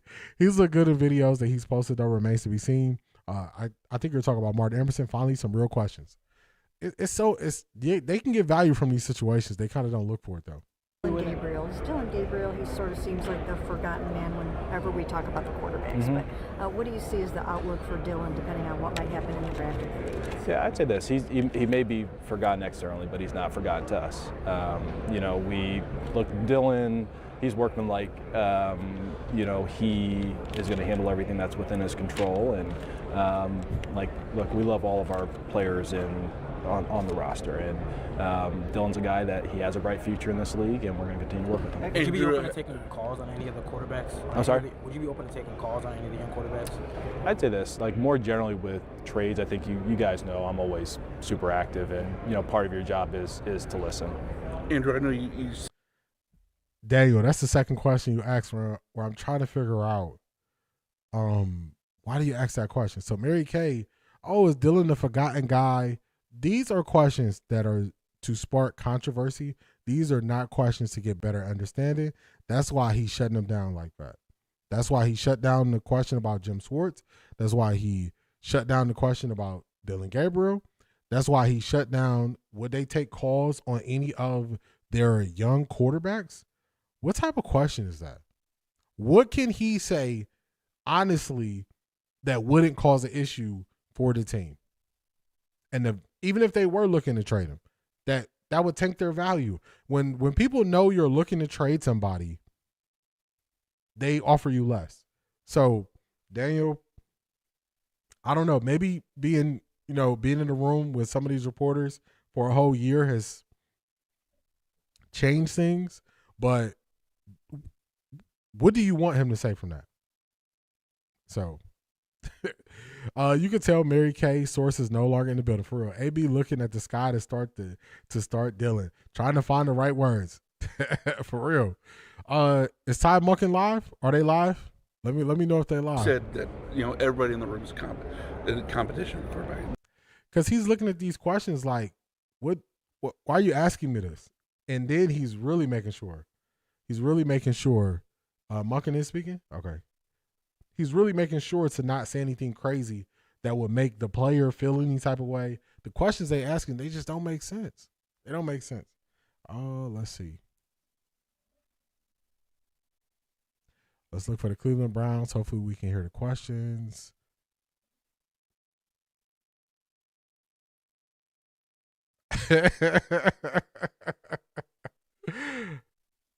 Uh-oh.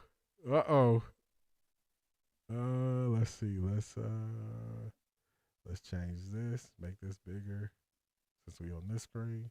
There we go.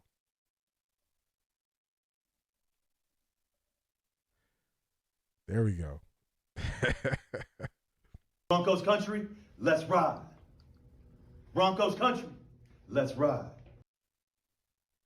Come to Offtharecorddee, where we gonna read your super chats. Your voice is gonna be heard. I'm just gonna get it on the Cleveland Browns page, so I'm ready. God! Wow!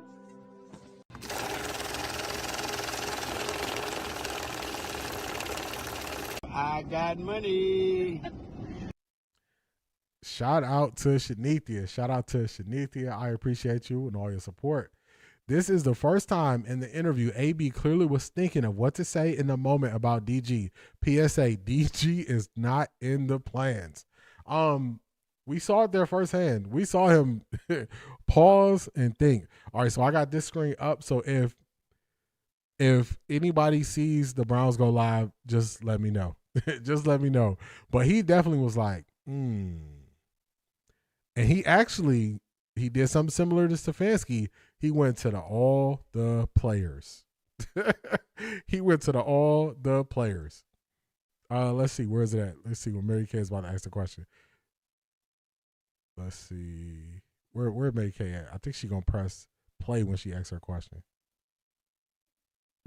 Firm thing either way. Andrew, with Jim Schwartz resigning. Mm-hmm.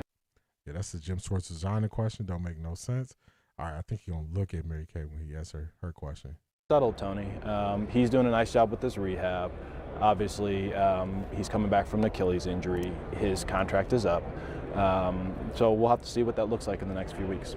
How about Dillon Gabriel? Dillon Gabriel, he sort of seems like the forgotten man when... Oh, I got to play the video so y'all can see it. I wanted to run this back for y'all so y'all can see it. Here it is right here. I want y'all to see AB face. Whenever we talk about the quarterbacks, but what do you see as the outlook for Dylan, depending on what might happen in the draft? Yeah, I'd say this. He may be forgotten externally, but he's not forgotten to us. You know, we look, Dylan, he's working like, you know, he is going to handle everything that's within his control. And like, look, we love all of our players on the roster. And Dylan's a guy that he has a bright future in this league, and we're going to continue to work with him. Would you be open to taking? I just realized something, y'all. So as I played that back, I think my thumbnail is when AB was thinking about what to say about Dylan Gabriel. Because I took this from when he was speaking, but I took the picture of him when he was speaking. And I think that's when Mary Kay asked him the question about Dylan Gabriel. He said, man, I got to think about it. I got to think about it. We got to figure out what we're going to do with DG. There go Marie. There go Marie. Marie, what's going on? Everybody stay on that side when they switched up. You switched up, stay on that side, man. What's going on, Marie? We was about to have to send Asante to find out if you was okay. Good to see you. Welcome in, Marie. Welcome in. Yeah, what's going on with Daniel? I don't know what's going on with Daniel. I got a feeling the Cleveland beat writers / reporters will have turnover soon. Mary Kay and Grossi. Yeah. They just don't bring they don't add anything of substance. Their questions are more ridiculous because they are out of sources, giving false narratives. Talk to them. Need to make an example and revoke some credentials. Yeah, I don't think they're gonna revoke the credentials, but they definitely gonna be short with them. Where he at? He's on page 423 in the plan book. Way back there. Way back there. We got Cameron Justice, who will take Mary Kay's spot. She a way better reporter. I'll take Cam any day over Mary Kay. They need it. About ready to start a petition to get them to retire. Yeah, they got to move on. He's sick of her. The questions, like the way you ask the questions, the way you try to box me in a corner, all those things is like, come on, what you doing? Dylan definitely not in the plans. AB had to search for that answer. He was definitely caught off guard. And I just realized that as I was watching it back, I was like, dang, that's the same time I took the picture for my thumbnail. Kind of funny. Let me refresh on the Browns page. From time to time, I'm going to refresh to see if we can catch them when they go live with Todd Monken. All right, so he's still going. All right, we can play the rest of AB while we got time. We got time, so let's play the rest of AB. Let's go here and here. I think we were past that question, so we should be about here. He's a really good coach. He's an awesome human being. All right, so we missed. So let's go back a little bit. About here.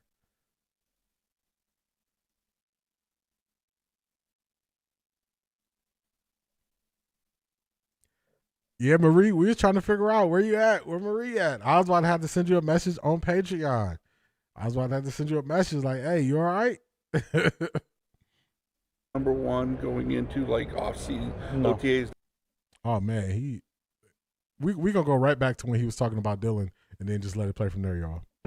On the roster, and Dylan's a guy that he has a bright future in this league, and we're going to continue to work with him. Would you be open to taking calls on any of the quarterbacks? I'm sorry? Would you be open to taking calls on any of the young quarterbacks? I'd say this, like more generally with trades, I think you guys know I'm always super active, and part of your job is to listen. Andrew, I know you said that everybody in the room is competition for quarterback. Do you have need to have a kind of a de facto number one going into like off-season OTAs, that sort of thing? No. Do you feel like you could be wide open? Yes. Y'all, I hope y'all are catching. His answers are getting so short with some of these reporters. I got to play this back because I kind of started laughing while I was playing. And the guy is still trying to ask the question, and AB is just like, no. Let me go back to this, y'all. I want y'all to hear this. This is AB is over these people. He said, in this league, not on this team. You caught it? All right. This is going to go back. I want y'all to hear this next question when he stops talking about Jim Schwartz. Look at where AB eyes were when he was asked the question. He's lying. Hey. So I've heard people say when a person looks up and to the right or to the left, they're lying. I do that to think and gather my thoughts, but I've heard people say that. So I'm not going to say every time he do it, because I know when I'm thinking on the spot, I look up, and I didn't realize that until I start watching stuff back. But let's hear AB again. You guys know I'm always super active, and part of your job is to listen.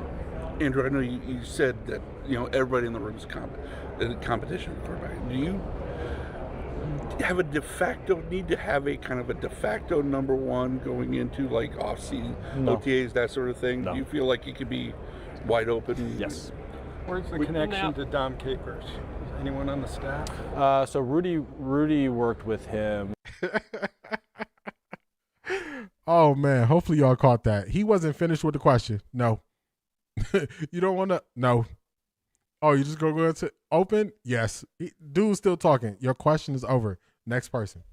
Next person. When he was in Jacksonville.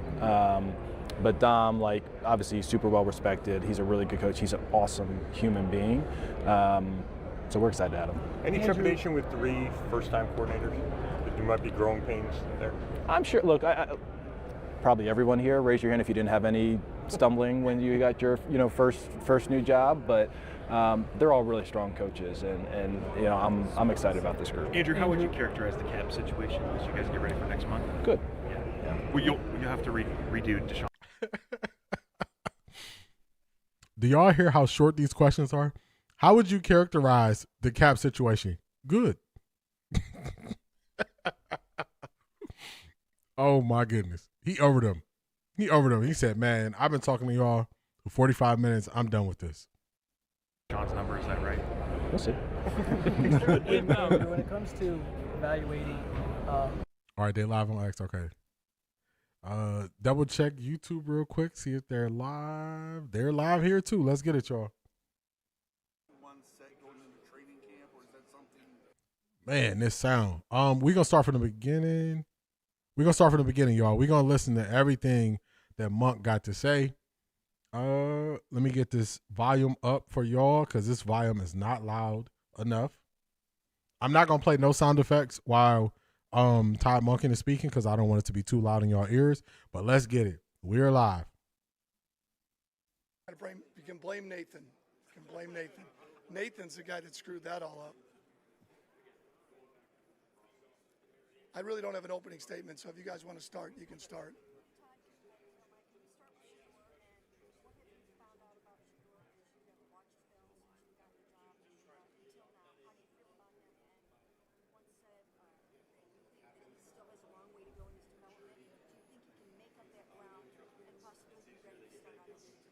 Sure he can.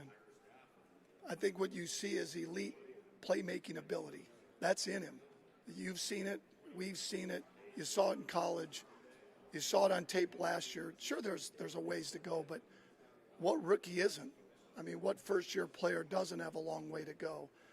So I'm excited to get started with him and all of our quarterbacks and all of our players. Do you feel like you have to have QB1 set going into training camp, or is that something you'll open, Shador, Deshaun, whatever QB? You would hope that that's the case. You would hope that by the time you get to training camp that the reps that you're giving to a quarterback is for your starter. Whether we get to that place, I don't know. That'll be determined in the offseason as part of it. It's just another part of the piece. Let me say this. He's not going to let you box him in. They tried to box him in. Mary Kay tried to box him in on the first question about Shador. Not going to work. They tried to box him in. The same question they asked AB about naming a number one quarterback. You're not going to box him in. I'm telling you, as you get older and you live more life, you really start to catch when people are trying to box you in and you don't let them box you in. That's what Todd Monken just did. In real time, he said, you would like to be at that point, but I can't say if we're going to be at that point or if we're not going to be at that point. They're not going to box him in. They're not going to box him in. Let's catch up on y'all chats. Monken is a seasoned pro. He is. AB is killing this press conference. He did. When Shador is named the starter, watch how negative the media get. I agree. Black Pearl said, it's true. I major in psychology. Shador question by Mary Kay, for real. Someone for Todd Monken. Good old Messi K, new moniker. Did he just say you can see something elite in Shador? They gonna be mad. I can't stand Messi K. Yes, he did, Shalia. Monken be so chill. The Cleveland media is toxic. Elite playmaker. What did AB say he want? He wants him to continue his ability to make plays. Todd looking younger. He's ready to go to work. Mary Kay, not today. Talk to him. Let's get back to Todd.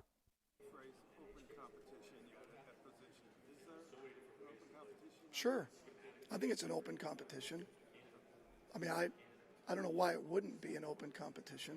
And I don't mean that saying it harshly, but I don't think there's enough on film over the last couple of years, one way or the other, to say, boy, we have a starter at quarterback yet, whether internally or externally. So they asked another question about the quarterback. Oh, will it be a competition? Why wouldn't it be? Why wouldn't it be an open competition? The media is not catching on that they are intentionally leaving every option on the table. They're not letting you box them in and you name this player, you name this player, you put a hierarchy in place. In real time, they're saying everything is on the table. They are controlling the media through their answers. The media did not like that. They didn't like it. And he even threw in, it could be external. Sounds real similar to AB, don't it? Real similar to AB. Eye movement says that you're activating the creative side of your brain, i.e. lying. She's right. Yeah, I notice on camera when I think about something, I have a tendency to look up when I'm thinking. So that's why I said I've heard people say it's lying. I know I do it when I'm looking up, but I'm not gonna go against it. Let's keep it moving. He letting them know. That's the first time they went back and included 2024.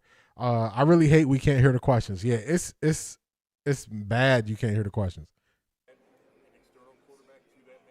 I wouldn't say it's important to, but we're going to do our due diligence to make sure that our roster, that we put ourselves in the best position we can to score points, which starts with that position. They asked him if he was going to look for an external candidate at quarterback, and he said, hey, it's not guaranteed, but we're going to leave our options open. Front office has plugged all the media leaks. They have. They lost, y'all. Fish out of water. You've been busy assembling your staff, but have you been able to familiarize yourself with the entire roster through video review? No. When will that happen? Oh, starting this week. When we get back, we'll have a chance to. I think I have a pretty good idea offensively. That's probably where it started in terms of as we're getting closer to free agency. But I'll get a chance the next few weeks to be able to take a deeper dive into the whole roster.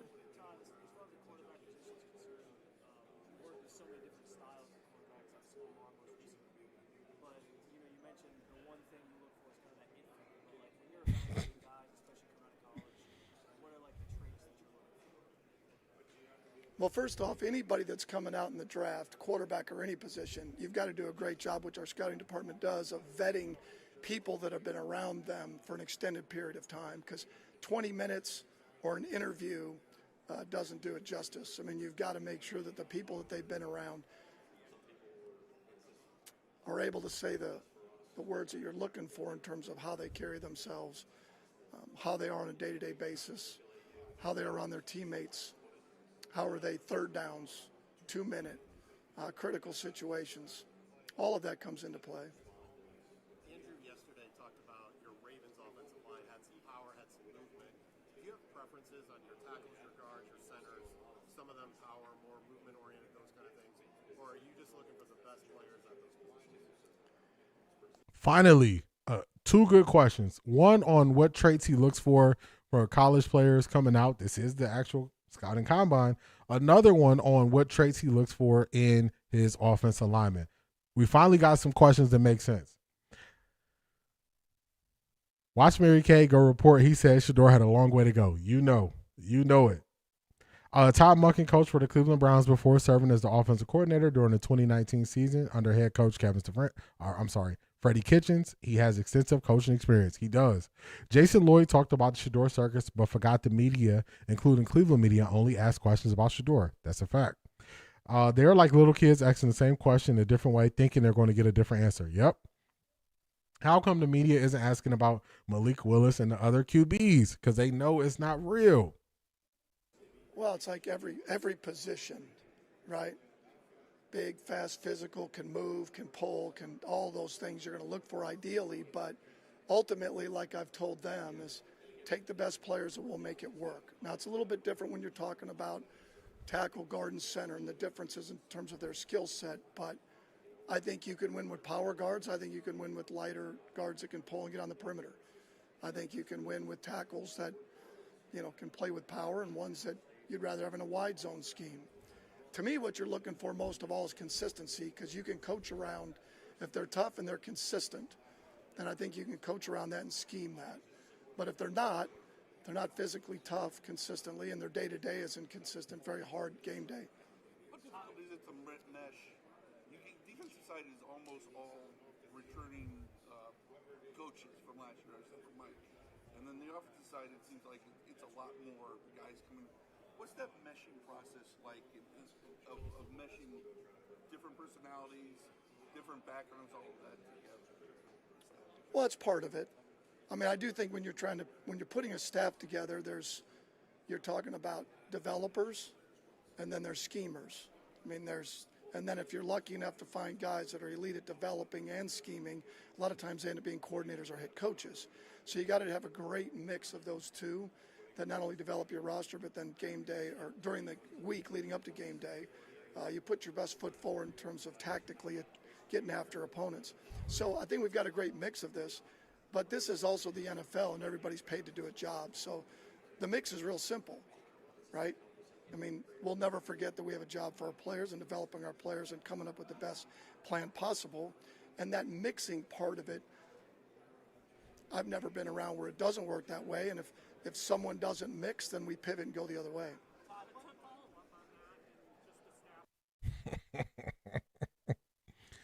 I hope y'all just heard that. They're talking about coordinators and what he looks for, and he wants a mix of having the ability to scheme as well as develop. And at the end of that, he said, if you don't have that mix as a coordinator, they will look to go a different direction. I wonder who he could be talking about there, y'all. Who had a good scheme? Uh-oh. That's why I asked the media to put a name on whenever they talk about other QBs. I agree. Todd, I believe, can work with most players. I'm excited to see how the team is going to look. I'm with you. Stefanski says something like that, and I know he be lying. For real. The media's tattletale is gone.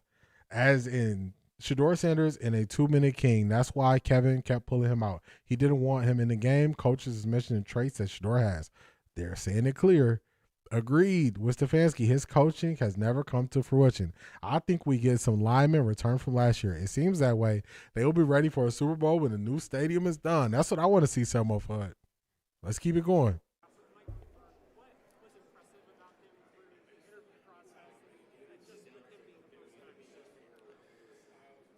Well, first of all, he came highly recommended by people that I respect in the profession. That was first and foremost.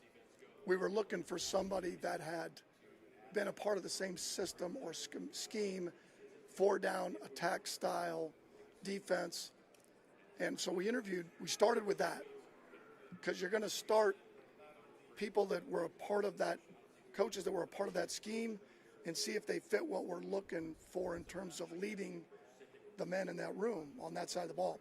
Or you interview others that aren't really part of that scheme, but you feel like are the right guys in front of the players and our staff, but would learn that style. And we found a number of candidates we thought fit that. And when he interviewed, his energy, his juice, his vision for not only what we had from a player's standpoint, but what they'd done in the past and how he felt like he could take another step forward. And it just popped. What's that? How much time do we have? He's elite in a lot of areas. I've said this many times. He's got a gift for confronting anything that gets in the way of winning football without being confrontational. He just does. It's unique. He doesn't let it, linger.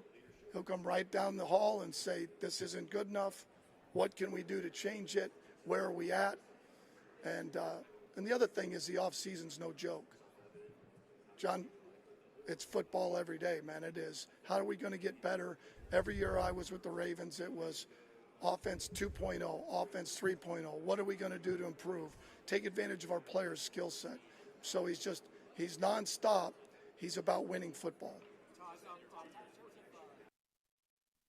So good. Somebody who can answer questions, who can explain themselves. So valuable. I think we will get some lineman return from last year. I agree with that. What will make Kevin look even crazier is as if one of the linemen that sucked last year looks legit. Same with receivers. I agree. Listening to a competent coach is so refreshing. I agree with you. It's actually worth watching. It's actually worth watching when he is speaking. We got to a point where we collectively realized we don't need to watch Kevin Stefanski speak. I don't feel that way about Monken.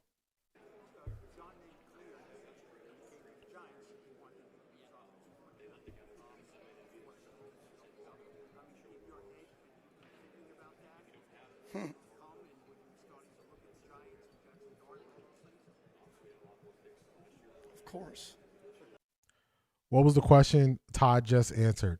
It was, I'm not sure which one you're thinking of, but it was two. So first he asked about Mike Ruttenberg and why they selected him. And then the question after that, they asked, what makes Harbaugh great? They asked, what makes Harbaugh great? And he was saying Harbaugh's ability to get in the way and stop anything that stops them from winning football games, and his ability to do that without confrontation. So holding people accountable. So he was talking about Harbaugh, and then I believe in this question, he was just asked again about Harbaugh, thinking about the opportunity to be offensive coordinator in New York. So he was, the first question was Mike Ruttenberg when he was talking about juice, energy, and he was talking about how they broke down them selecting Mike or Rudy as the DC, and then he was asked what makes Harbaugh great as a coach. I mean, of course. I was hopeful that I would get the Cleveland Browns head coaching job. That'd be silly to say that I wasn't hopeful of that, but I was excited to go to New York with Coach.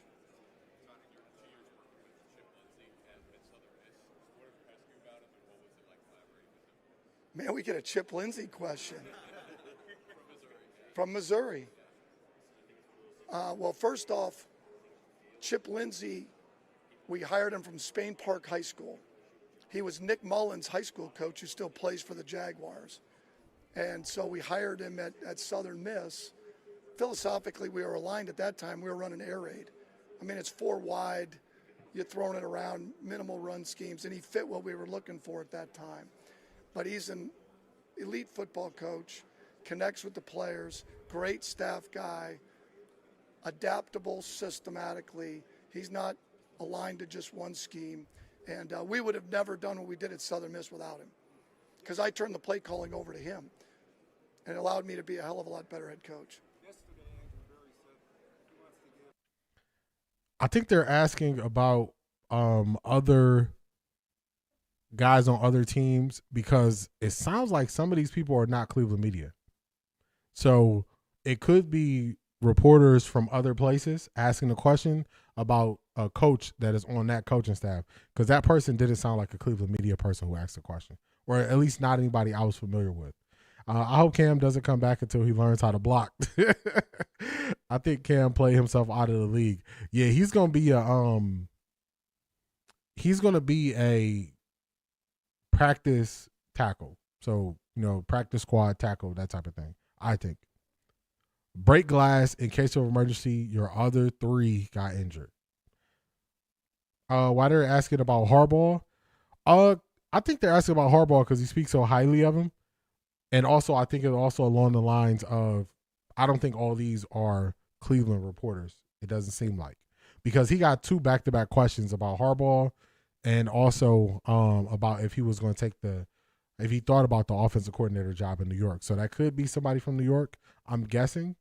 But that's my guess because, we can't see who's actually asking the question. He's already better than Stefanski, for real. That's why they sound like football questions. Yeah, because these are not all this is not Cleveland media. We got Tony Grossi coming up with his question here.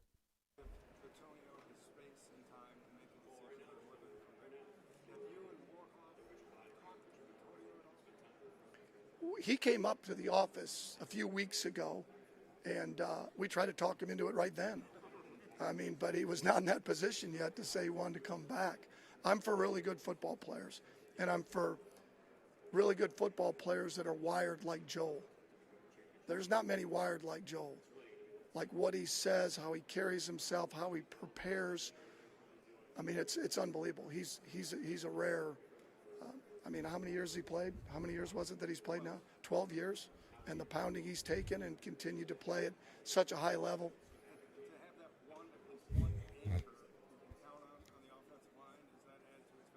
100%. Coach, you talked about John Harbaugh's gifts as a coach.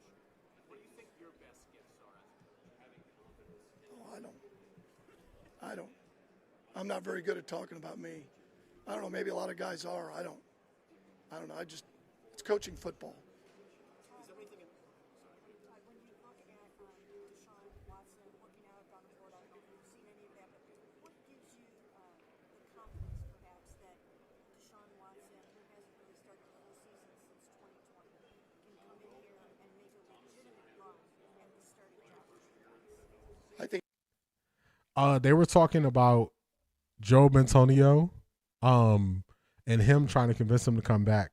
To me, the answer he gave about Joe Bentonio is more of a leadership mentor role, it sounds like, and that's why they would want him back, because they're going to bring in some young guys. That's what I heard from his answer. But to me, I'm okay with Joe Bentonio and them going younger because it was so many problems on the line and people missing assignments that Joe Bentonio just got hyped up like he was playing better than I think he actually did. Then you have Mary Kay with her quarterback question asking about Deshaun Watson and what do he believes Deshaun Watson can bring. She got to ask about the quarterbacks. any time that you have a player that at one time has exhibited the skill set at an elite level, I think you're always going to give them the benefit of the doubt that somehow we might be able to get that out of them again. And I think that's how you should look at every player. I've said that. You guys have heard me say it. I'm going to let it play out. I think it'd be completely unfair, just like it would be in any classroom setting, be it a history exam, and all the students walk in, and before they're actually given the exam, you give them a grade. Well, how would you give them a grade? Based on male, female, race, how they look, how they're dressed? I think that's unfair. Now, you're going to have some preconceived notions, obviously, because we have prior evidence, but I don't decide who plays. The players decide who plays. I've never decided who plays. Talk to him, Coach. Talk to him. So she started that question being about Deshaun Watson. And he was saying, Deshaun Watson, you think if you've seen a player be elite, you have to believe you could probably pull that back out of them. He also said he's not grading anybody before they take the class. I appreciate that a lot because that means clean slate, come in here. I want to see what you could do. I'm not going to make the decision. Your work is going to make the decision. He said, I never pick the player to play. The players pick. Meaning their effort, their understanding, their consistency, their approach is what will determine who will play. If you are a player and you hear that, that is music to your ears because you know this is the exact opposite of how things were just a year ago compared to now. So I really like that from Todd Monken. I like it.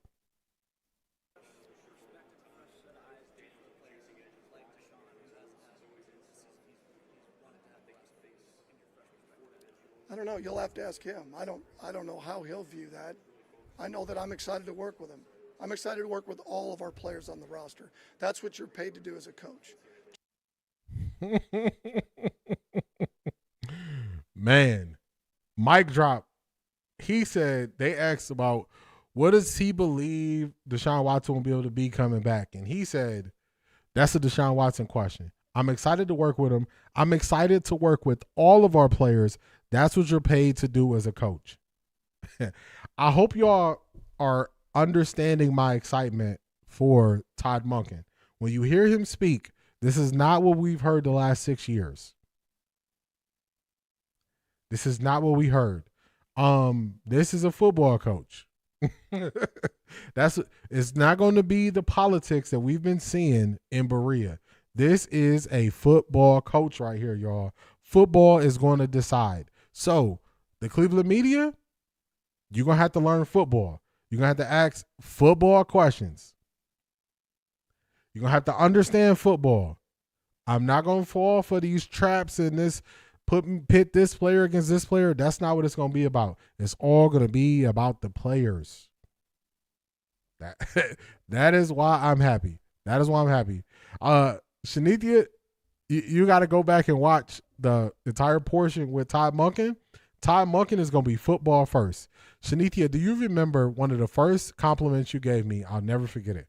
You said, I always start with the football first. That was one of the first compliments you gave me. I will never forget that. Todd Monken is saying he's going to start with what the players do, and the players will determine who gets to play, basically based on football. So, to me, I'm very excited for Todd Monken. I've been telling y'all I'm excited for Todd Monken. The more and more we hear Todd Monken, the more I'm excited. The more I'm excited. So, I think he ended that well. Cleveland media, fish out of water, y'all. Fish out of water. They're fish out of water. Judy, better be ready, for real. If you're not afraid of hard work, this is your time to shine. I agree with that. Messi K, new article coming. Monken prefers to work with Deshaun over Shador. You know that she ready. She asked 2 questions, one about Shador, one about Deshaun. She don't care about the team. She don't care about the team. Get them together. The Todd father. The Todd father. I am super excited, and this is going to be a great season for the new Browns. Shalia, I'm excited. Mary, wrong man. Mary Kay, you got to learn football. Amateur Cleveland media, it's about talent and hard work. That's it. This job is getting in the way today. Sometimes that's how they get us. That is how they get us. I'm super excited. Hopefully y'all are excited. Hopefully y'all are seeing where my excitement came from. So I know a lot of people, what they want to do is they want to box you in and say, oh, you're excited because you think Shador is going to get the opportunity to play. I'm excited because this is going to be a football coach who is going to do things based on football first. The Todd father, I got to give credit. That was Zedric. Shout out to Zedric. Zedric said the Todd father first. So I like it. It's stuck. It's smooth. It might be some merch coming. With the Todd father.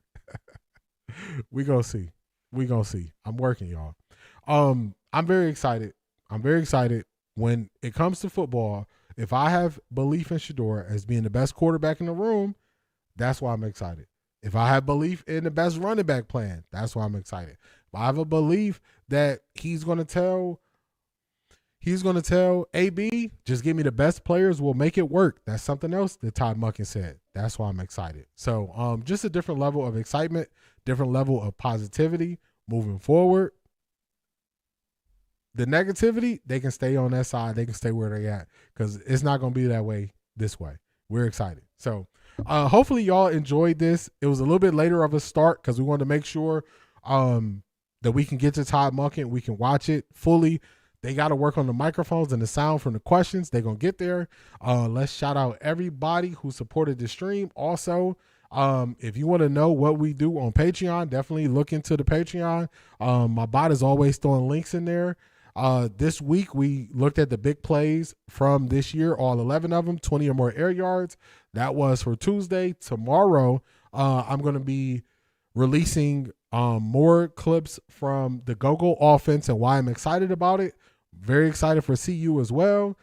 So we'll get some film in there to show you why I'm excited about it. Shout out to everybody who supported the stream. Shout out to C.A. Anderson. Shout out to Miss Sparkles. Shout out to Shanithia. Shout out to Black Pearl. And shout out to Shanithia again. Thank you all for supporting the stream. If you're in the group chat on Patreon and you are looking for, you got the app that we're going to play spades on. Drop it off. Drop it off. Drop the app, the spades app, something we can look into. I don't mind playing some spades. Definitely. Before y'all tap out, before y'all leave, hit the like button. The likes help me a lot. They let YouTube know that I'm putting something together that y'all enjoy. Another great stream. I appreciate y'all. Charmaine, dropping in before we end the stream. Where are my buttons at? Here we go. Oh my God! Wow!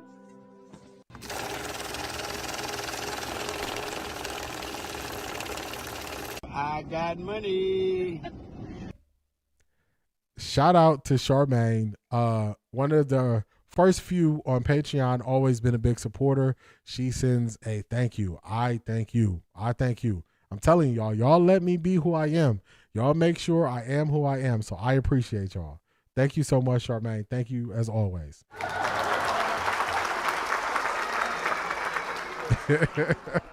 D, you are more fair than me because I'm excited because Shadora's going to really get his chance this upcoming season.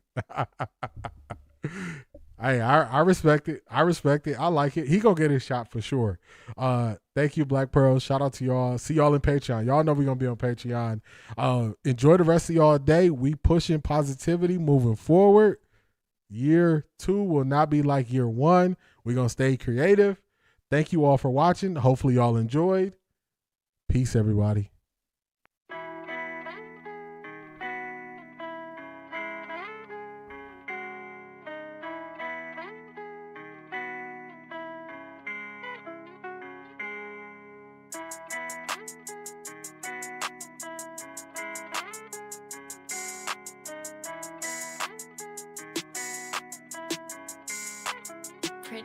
Look at what I did. Look at what I started. Look how far I came, dog. I ain't had no guidance. I just did my thing, dog. I just went my hardest. And I'ma go hard regardless. Yeah, I'ma go hard regardless. Yeah. Ran in my check, I ran on my bag, I did what I did. Yeah. Ran in my check, I ran on my bag, I did what I did. Yeah. And how good they judge me, oh. But they They're don't setting Dylan Gabriel up. Look how far I came, dog. I ain't had no guidance. I just did my thing, dog. I just went my hardest. And I'ma go hard regardless. Yeah, I'ma go hard regardless. Yeah.